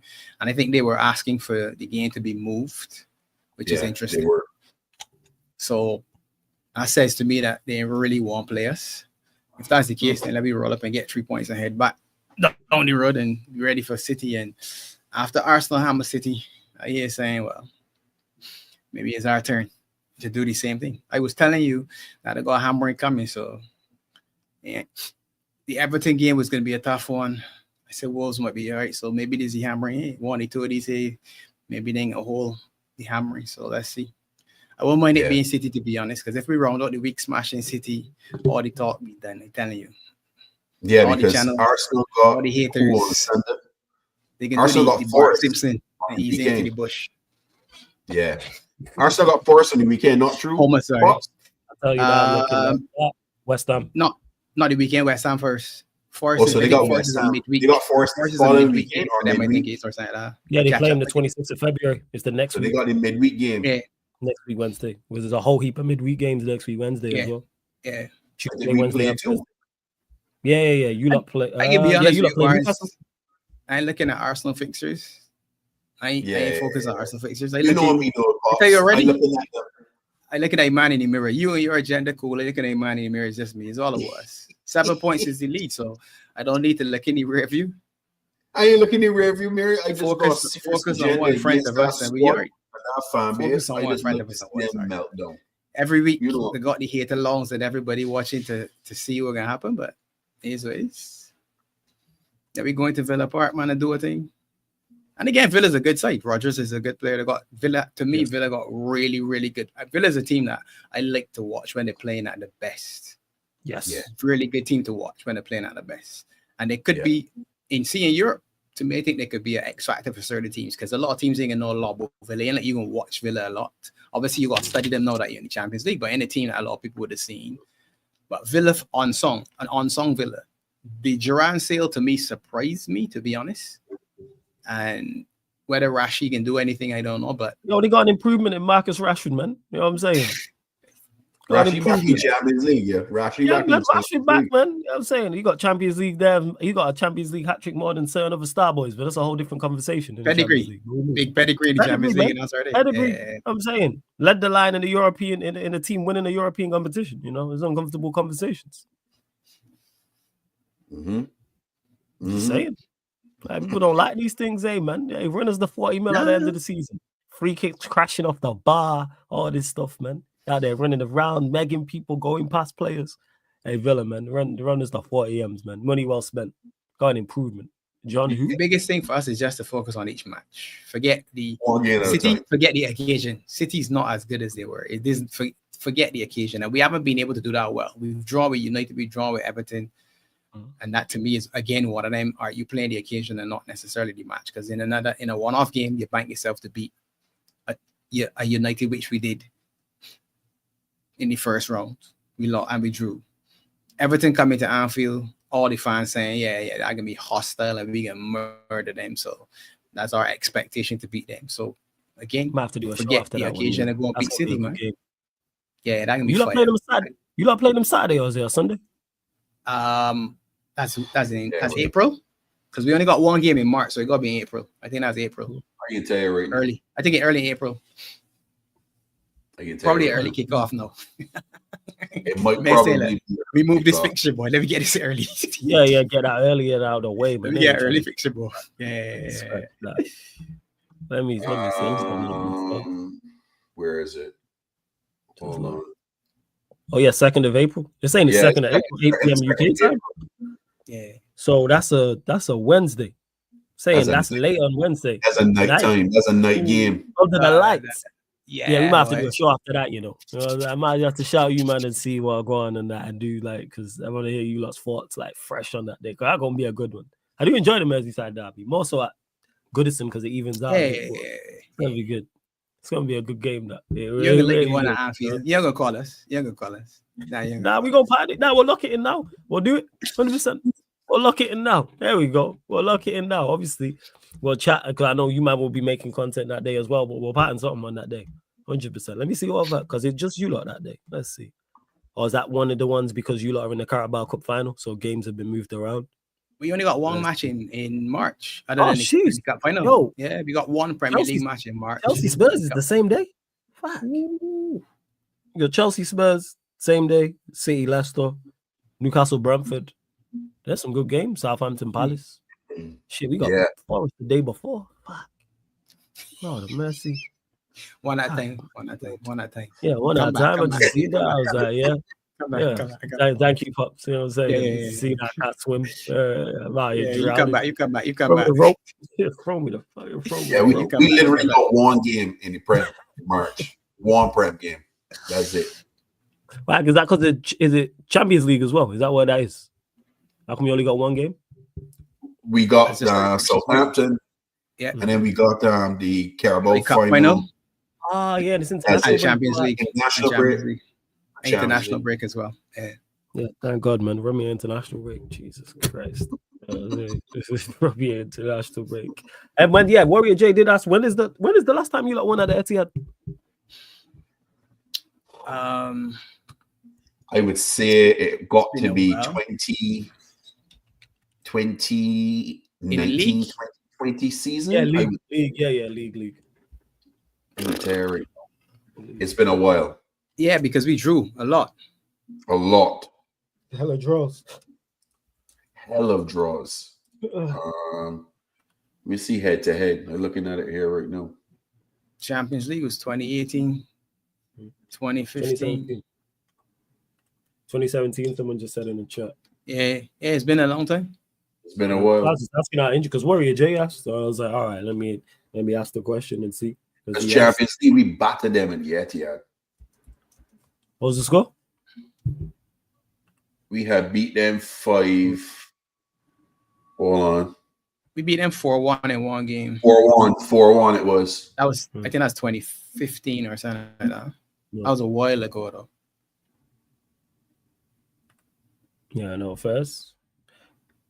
And we will get scoreline predictions on both these games before we do leave. Shout out to Warrior J says, question, this will give you a headache. Flawless, what lineup would you want to see against Everton, and what lineup do you think Amarin would put against Everton? Not really a headache.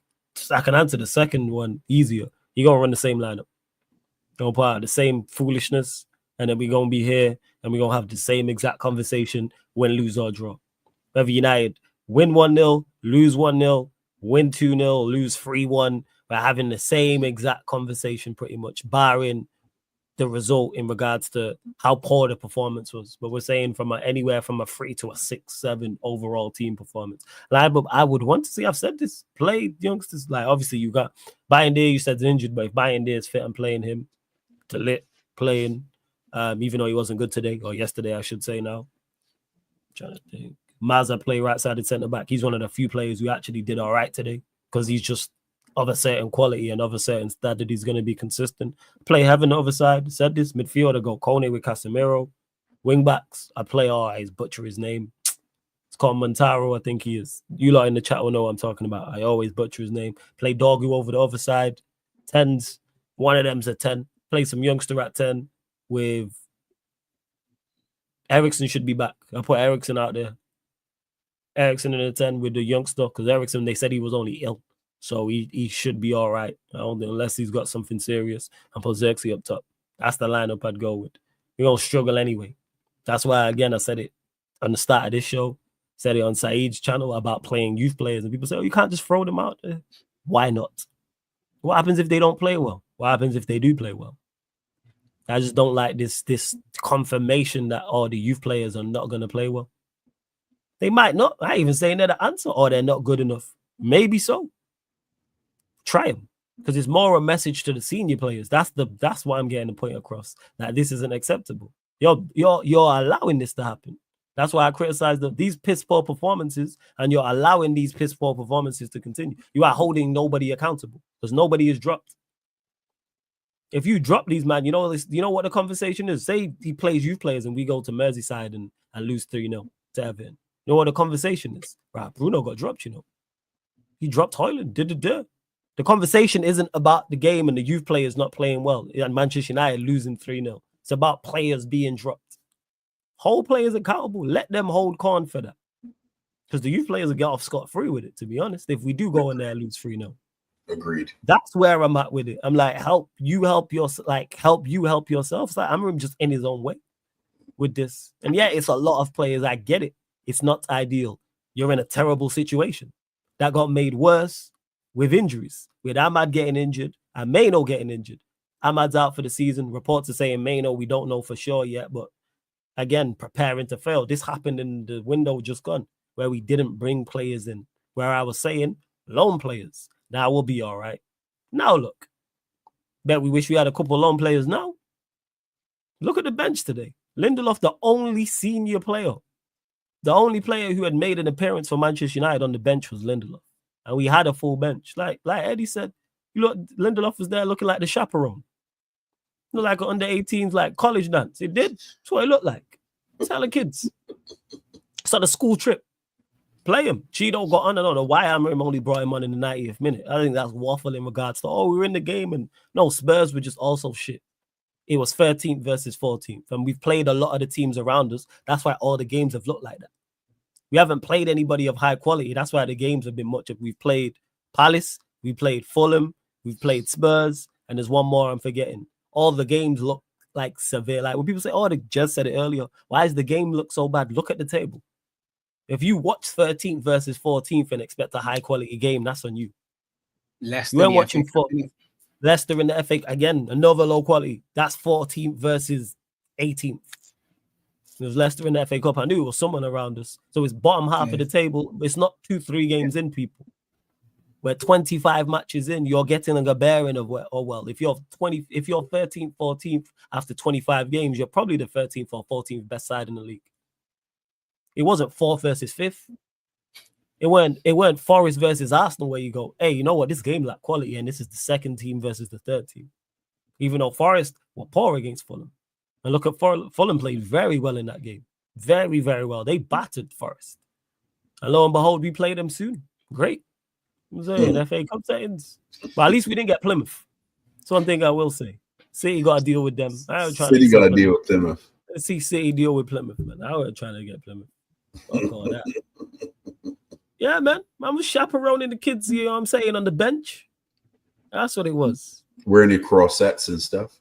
Yeah, that's what it is. Making sure no one's sneaking alcohol on the bench and that. Like, you just there making sure they getting up to mischief. Like, and that's what it is. You would have said fair play if you dropped. Absolutely. The result then is not on you.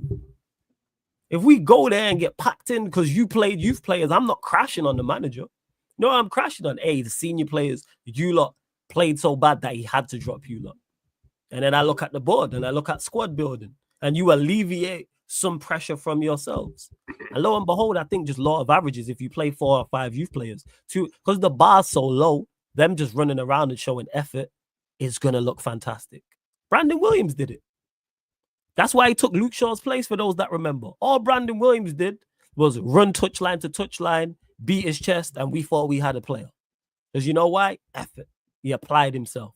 Flew into tackles. Pops mentioned it about bite in the Liverpool team. That's what youth players will give you, is the application. Alanga did it. That's why he took Rashford. Hannibal. Alanga did it when Ragnick took over. Took Rashford's place. Scored away in the away leg of the Champions League at Atletico Madrid. Was one of our better players during that period, and Alanga's not the answer. The point that I'm making is no one were looking at Alanga saying, hey, he's a youth player we should play. Took Rashford's place to the point he was starting above him on a regular basis. So that's where I'm at. Play Cheeto. What happens if people keep looking at it if it goes wrong? What if it goes right? What happens if he scores the winner at the Merseyside? What does that do for him? What does that do for his confidence? What does that do for Liv? Same way if Heaven plays or Coney. If these players play, hey, you know what? He played well today, even in a loss. Now it might have someone who, and I'm not asking for this long term. I'm saying it's 13 games because we still have two competitions to play for. Because we still got more competitions to play for than most of the rest of the league. You see them blue jokers over there on the blue side of Manchester. This time next week, they only got the FA Cup to play for. We got more competitions than them to play for because they out. They was out before the game. I was telling this to Vega. Bring me Madrid and all this rubbish. And now look at you, 3-2 down, traveling to the Bernabeu. Foolishness. I'm in rim settings when Vega was saying that. But shout out to my guy Vega, and we'll be back Wednesday with that show as they go out of the Champions League. But the point I'm making is you alleviate yourself of the pressure. I had no choice but to play these kids. I'm going to be watching that show. Oh, yeah. I can't wait. I was saying, I can't wait for that. I can't wait for that. Because they are talking about they going through on pens. It's like, sure. I'm saying they're going to the Bernabeu. They're getting a dub because they have to win because they're down. So they have to win the game overall. Obviously, they can be drawing an aggregate. So he said they getting a dub. He's like, all right, sure. They're just going to killing me with the comments. Sure. Look at the last comment. I love the words, bro. These Johnnies. A lot of people came over from raids, Guna. That's what it is. So run up the like shoe lot, man. A lot of people did come over from raids, but big up, man. Shout out to Beijing Guna, man. I love it. Yeah, so you lot run up the like that Beijing Guna said. Do you have a channel, Beijing Guna? Let me know. Vega was calling for Madrid. Yeah, man. Because he's on the Disney the Universal, the Fox. He wants the story. He wants the film. Rivals. David versus Goliath and all that. Yeah, Rivals, man. Rivals. Yeah, he rivals and all. See, you be in the chat. You hear all the stuff he says. That's what he wants. He wants the triumphant victory. So he said, bring me Madrid. I said, all right, I hope you get Madrid. And I hope he keeps that same energy when they go out on Wednesday. If you still want Madrid now. Haaland and be there, watch. Yeah. It's like, all right, whether Haaland is or isn't. It's like, and yeah, Maguire stinks. We know this, Mohamed. That's why I drop him.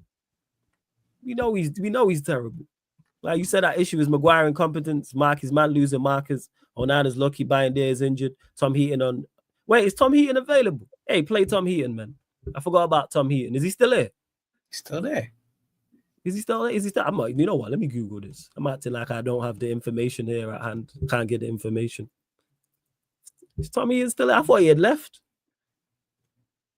Wait. Oh, no, he's still there. Hey, play Tom Heaton, man. There you go. That's another change. Play Tom Heaton. Why not? I was saying, play Tom Heaton. Because no one can't say that's not a youth player, a lack of experience. He's played, he's been around.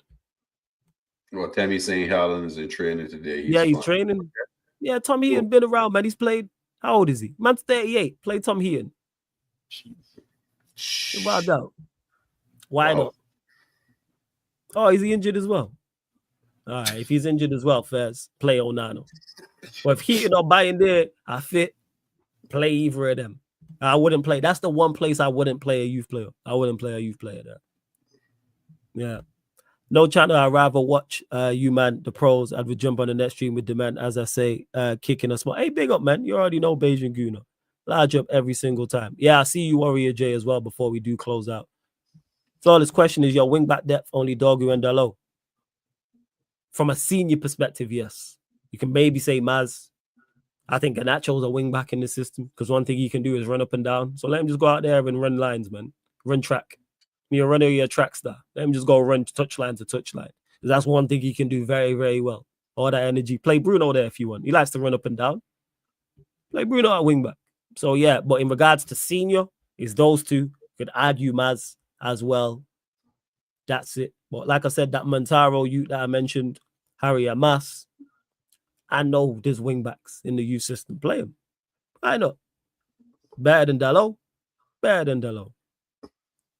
Let's see. I'm not judging Amorim on the season's results. Even in worst case scenario, league is just a preseason. Europa is a real competition. I hear you, Sean. Here the thing is, I judge him for now. I don't judge him in regards to he should be removed from his job. I judge him in regards to the decisions he's making. Because there's still certain decisions you shouldn't be making regardless. That's what it is. You're not you're not blameless. You're accountable. Because if we was flying and playing well in this situation, you would take all the credit. Manchester United were flying right now. And he played 14 games and we'd won 10, drew 3, and lost 1. He would get, oh, look at the way he's turned it around and how he's got the players playing and where to. So on the flip side, when it goes bad, you're not blameless. But it's holding him accountable. But I think, not you, Sean, but people heard me speak like this and say, oh, you want the manager out? No. I want him to do better. That's what it is, because I believe he can. And you've shown me in small instances in certain games you can do better. Whereas Garnacho and Højlund and Bruno absolutely cannot do better. Rubbish. Useless. So that's why I don't even get mad no more. Again, go back to my watch along when Garnacho missed that chance. I blamed Amorim. They panned the camera to him. I said, this is your fault. I didn't blame Garnacho. I blame Amorim like he put the ball over the bar. Because technically you did, because you have him out there. And you've seen him put the ball over the bar and wide of the goal time after time. There's nothing new. Nobody was shocked. I know there was people behind that ground in the crowd ducking as he was taking that shot, knowing, yeah, this could hit me. And lo and behold, it hit somebody. I hope they're okay. But yeah, we move. The fucking joke thing. And Warrior J, I think you asked about the Champions League. You man ain't concerned who you get. Correct me if I'm wrong, Warrior J. You like ain't fussed who you get in the Champions League at all. No preference whatsoever. Bring him on. Don't care. Yeah. Don't care. No preference. I'm staying with you, Bans. Man. Don't duck. It's the Champions League. Don't duck. Yeah, we different. I'm always looking for an easy route, man. You know what I'm saying? And I'm praying Midtjylland can do a job over Sociedad and we get them. That's what it is.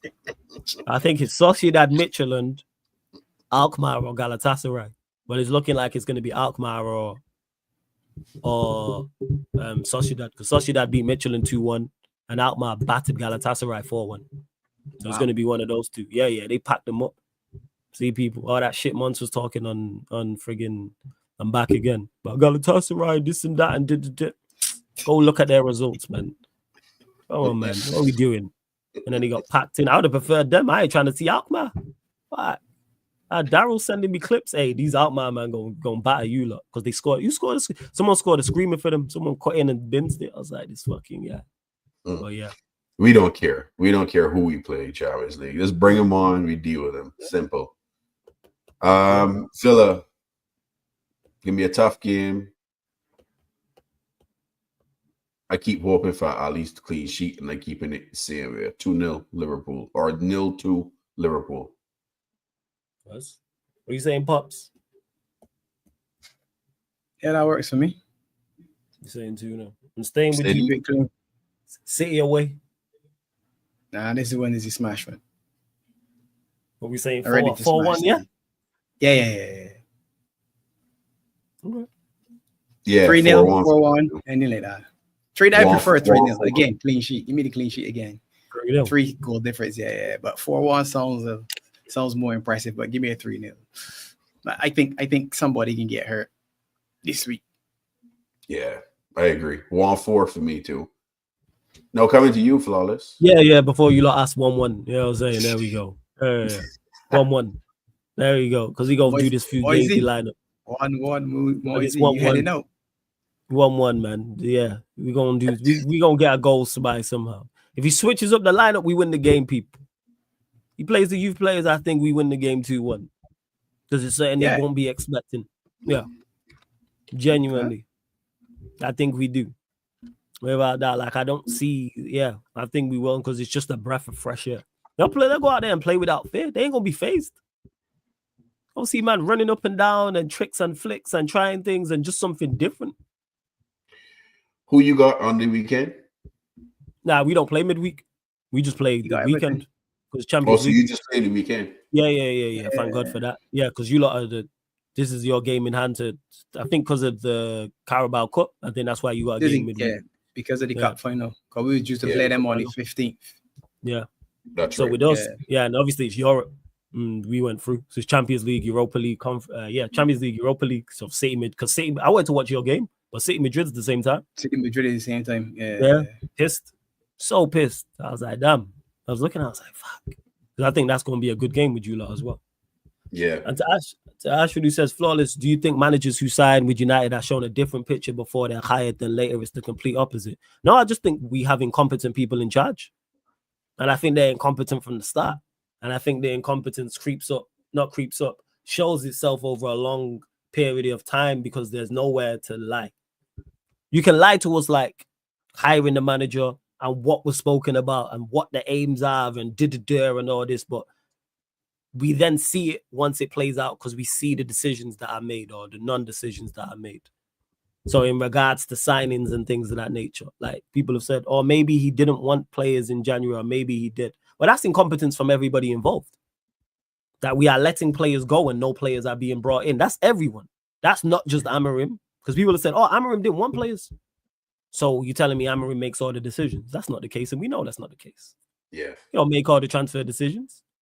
So who else was involved? But because it's easy just to blame him and say the manager didn't want anybody. But that's stupid from the manager. And that's stupid from the people who co-signed that. That's dumb on your part to let Anthony go, to let Malacia go, to let Rashford go. Cool with that. Correct decisions. To bring nobody in is the foolishness. Yeah.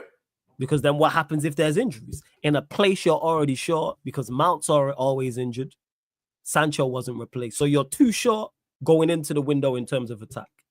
You're now 2 more short with Rashford leaving and Anthony leaving, and you replace neither. If you want to class Anthony as attack or even a wing back, you've let Malacia go, you've only brought in 1. So from a numerical standpoint, you're shorter coming out of the window than you was going in. Incompetent. So I don't think it is Ashwin. I just think our board is absolutely shit. That's what it is. I think they're useless. I think they're worthless and good for nothing. Pretty much. That's where, and I don't think Manchester United being successful on the football pitch is their main priority. That's not their first priority at all. Is us being successful. Because if it was, we wouldn't be in the season. They wrote off the season. And they continue to write off the season. Look at the bench today. Should never happen. Bear in mind, we don't have that many injuries, people. You got Eriksen, there was 4 out today. Eriksen, Euro, Ahmad Meno. Let me know if there's anyone else. Oh, yeah, Agate, so 5. Actually, it's more than that, so it's 6. I tell a lie. But even still, even if you add in, let's say 2 of them are fit. Let's say Agate and Meno are both fit. And them 2 playing and Xerxes and Casemiro on the bench. It would have been Lindelof, Xerxes, Casemiro, and a bunch of kids on the bench. Shouldn't be that. Big up to Honesty in the chat. Gakpo got ankle injury, so he out for Villa. So Lucho will be starting. Well, he was ill today. Him and Eriksen, ill. That's what he said. Ineos showed us you didn't plan. Ahmad injury will happen. It's incompetence. Ineos out now. I want Ineos in to begin with. So I hear you, though, Mohammed, on this. And now that both Ahmad and Mano are injured, it's like, wow, what do we have left? Surely you planned for this. Because what happens, people? Let's say Dogu gets injured. Who plays wing back? What are we doing? What is the, again, there seems like there was no plan. And the reason why there was no plan, because they wrote off to see, you know what, let's just see what we can get through. Try scam a trophy, Ponzi scheme FC back again. Try nick a FA Cup or Europa League and then just keep it step into the summer. Because that's what the reports came out, said in January, people, we're cleaning in-house, we're getting everything in order now for the summer. How about you deal with the situation, the problems now? Because the season don't pause and stop. We still got games to play. So we're going to end up, what, 15th, 16th, 14th, 13th? On 30-odd points? All right. Sure, whatever, innit? Whatever. But we move. Yes. Big up Destroyer. Players can't play 3-4 through 5-3-2. Managers can't adopt. Club can't afford new players. This is road to nowhere, and questions need to be asked of Marada. Bringing this guy with the knowledge you were broke. I hear it. Destroyer. I don't think we're broke, and I think we'll bring players in. But even being broke, because Manchester United broke is different from normal broke. They'll spend money, but they just have to be smart with it. And also selling players as well. You'll get 25 M's for Sancho, the 40 million for Rashford. If you get 10 for Malacia, 10 for Anthony, Casemiro and Eriksen will both leave. That clears the wages. And it ties back into what I've been saying. You're going to have to dive into the youth players in regards to play them. Because we are seriously short. Because think about it, people, how many of them players we played today are going to be here? We're saying Casemiro could be gone. So that's one down. That leaves you with no senior player. You know, I'll find a Højlund. You know, I'll find a Xerxes. Garnacho could be on his way out. Don't like Bruno. That's why you see him playing in the midfield. Dalot's rubbish. Yeah. Yard sale. Too many. Even a yard sale, just give them away. Too many. just give them away. At this point, let's give them away. Hobby class. Just take them and go. Just take them. Whatever you got, man. Whatever you spare change you got in your pocket, take them. But that's it. But you lot continue again to run up the likes. Hit the like button on the video. Hit the subscribe button. Make sure you subscribe to Beige and Reds TV. Links in the title as well. And don't forget this show, people. This show on the YouTube channel and all the other shows on the channel, apart from watch-alongs and fan calling shows, are available on all audio platforms as well. So Spotify, iTunes, SoundCloud, wherever you listen to podcasts, type in Sarcasm City TV and you get all of the shows. Because you might not want to have YouTube on. Maybe you're working, maybe you're driving, maybe you're on a Barbados beach. And you're like, yo, I don't want YouTube using up all my data, people. So it's like, yo, just slap on Spotify. So please follow us on there, 5-star us. Same with iTunes, SoundCloud, etc., etc. I hear you destroy about questions needed to be asked about the board. I hear you. You gonna hear zero defense of any of us from me. Same way you gonna hear zero defense of the manager. For nobody gets no defense. Our team don't want to defend. Why should I? Zero defense. I hear it. Questions do need to be asked to the board in regards to what was the MO of bringing this manager in at the time when they did. But you would have still had your boy Ten Hag. And the fact that you can say that is the problem in itself, because that's where it stems from. You wouldn't be able to put up your weekly post. Yeah, I even stopped doing that. What I was saying, but still, fuck Ten Hag every day of the week, twice on Sundays, 3 times on Saturdays. Fuck Ten Hag. You know what I'm saying? Just clarify that, people. But keeping him was why we are where we are. A major part into why we are. Why? Because they made bad decisions after bad decisions after bad decisions and have continued to do that. And now we're left with this mess. All these players we're trying to sell are players he signed. And the players that are playing, we're saying are not good enough. Højlund, worst striker in the league. Onana, arguably the worst goalkeeper in the league. He signed those two. Mount always injured. Anthony, dreadful. Malacia, we just let go. Casemiro, people don't rate. Eriksen gonna be let go on a free, but Eriksen's done all right. Xerxes, people don't rate. Manager don't rate him. So what was the plan? I think I just literally listed pretty much all of our signings, bar a couple. Yeah. Agate just got here, cool. You don't really like, and exclude the players who just come in because they've only been here not even a full season. But everyone else, hey, people, hey, Destroyer, I hear you. Trust me, I hear you on that. But hey, Pops, anything you want to add before we close out? Now, honestly, I was just saying why Amorim don't change, but one of the issues, I guess, with a coach or a manager having a certain style is the fans won't see the style. So if you start to repeat that before you get in place, then the man wondering if you really believe in yourself. So that's really the double-edged sword you got to play with. Problem is, he was, I guess, caught between a rock and a hard place when offered the job and is now or never situation. So you had to come in with the players out there. Because arguably for me, I would have said, nah, I ain't coming. Let me come in the summer when you got money to spend and I could get rid of these players because I can see they're not good. Or maybe my ego was too big as Amorim and I was thinking, yeah, you know what? I could get something out of this lot. Either way, he got to figure out what ice. I mean, the board put him in that spot, so I can't see them firing him because you're not ultimately going to get relegated. So if he scams the trophy, as my man Ponzi scheme FC likes to call it, then so much the better for him, I guess. But we'll see what it is. Only thing you can save him. Not even the FA is the Europa League. That's the only thing that could. Yeah, that's the one. Is the complete U-turn where everyone goes, all right, there's something here. The FA Cup won't be enough. And again, that's not me saying we win the Europa League. I didn't even want Plymouth in the FA Cup, so you know where my standing, what I think of this team, people. When I'm saying I'm not confident playing Plymouth at home or away. So, but yeah, Barnes, man, anything else you want to add? And obviously let them know what you got coming up over the next week on Beijing Reds TV. Yeah, we got a reaction show tomorrow night, and then a weekend review tomorrow night, preview show Tuesday, watch along Wednesday, and then we got a reaction show for the watch along. Probably will be on either Wednesday night or Thursday. Stay tuned for that. Friday night line, which is the usual. That's the marathon, flawless. If you ain't busy, come true. Oh yeah. What time is it? That starts at 6:30 Eastern time. So that's like 11:30 us. Yeah, you know what?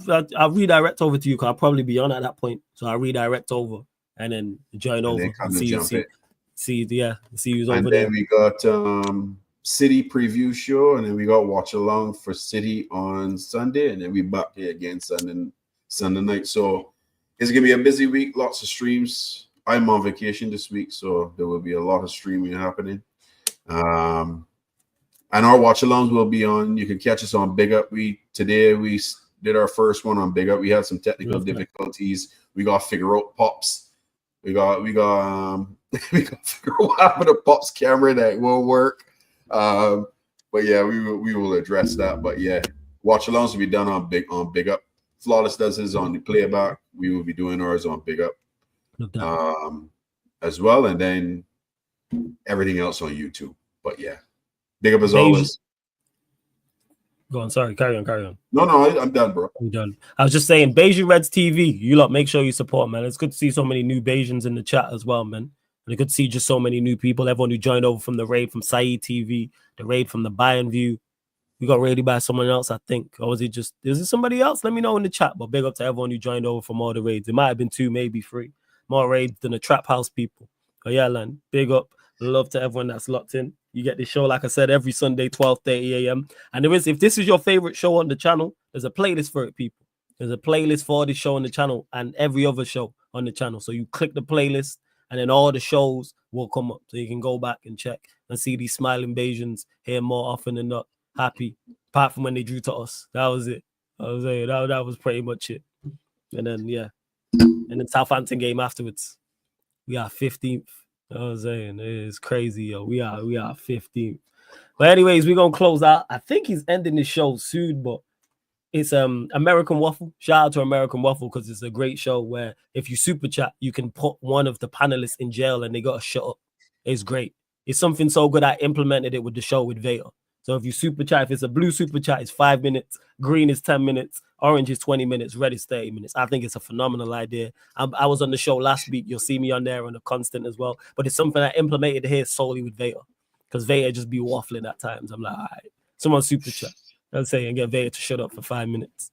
But big up, we redirecting over there. But Sarcasm City TV raid in the chat. Sarcasm City TV raid in the chat, people. And this has been, oh yeah, before I leave out as well, we're back today.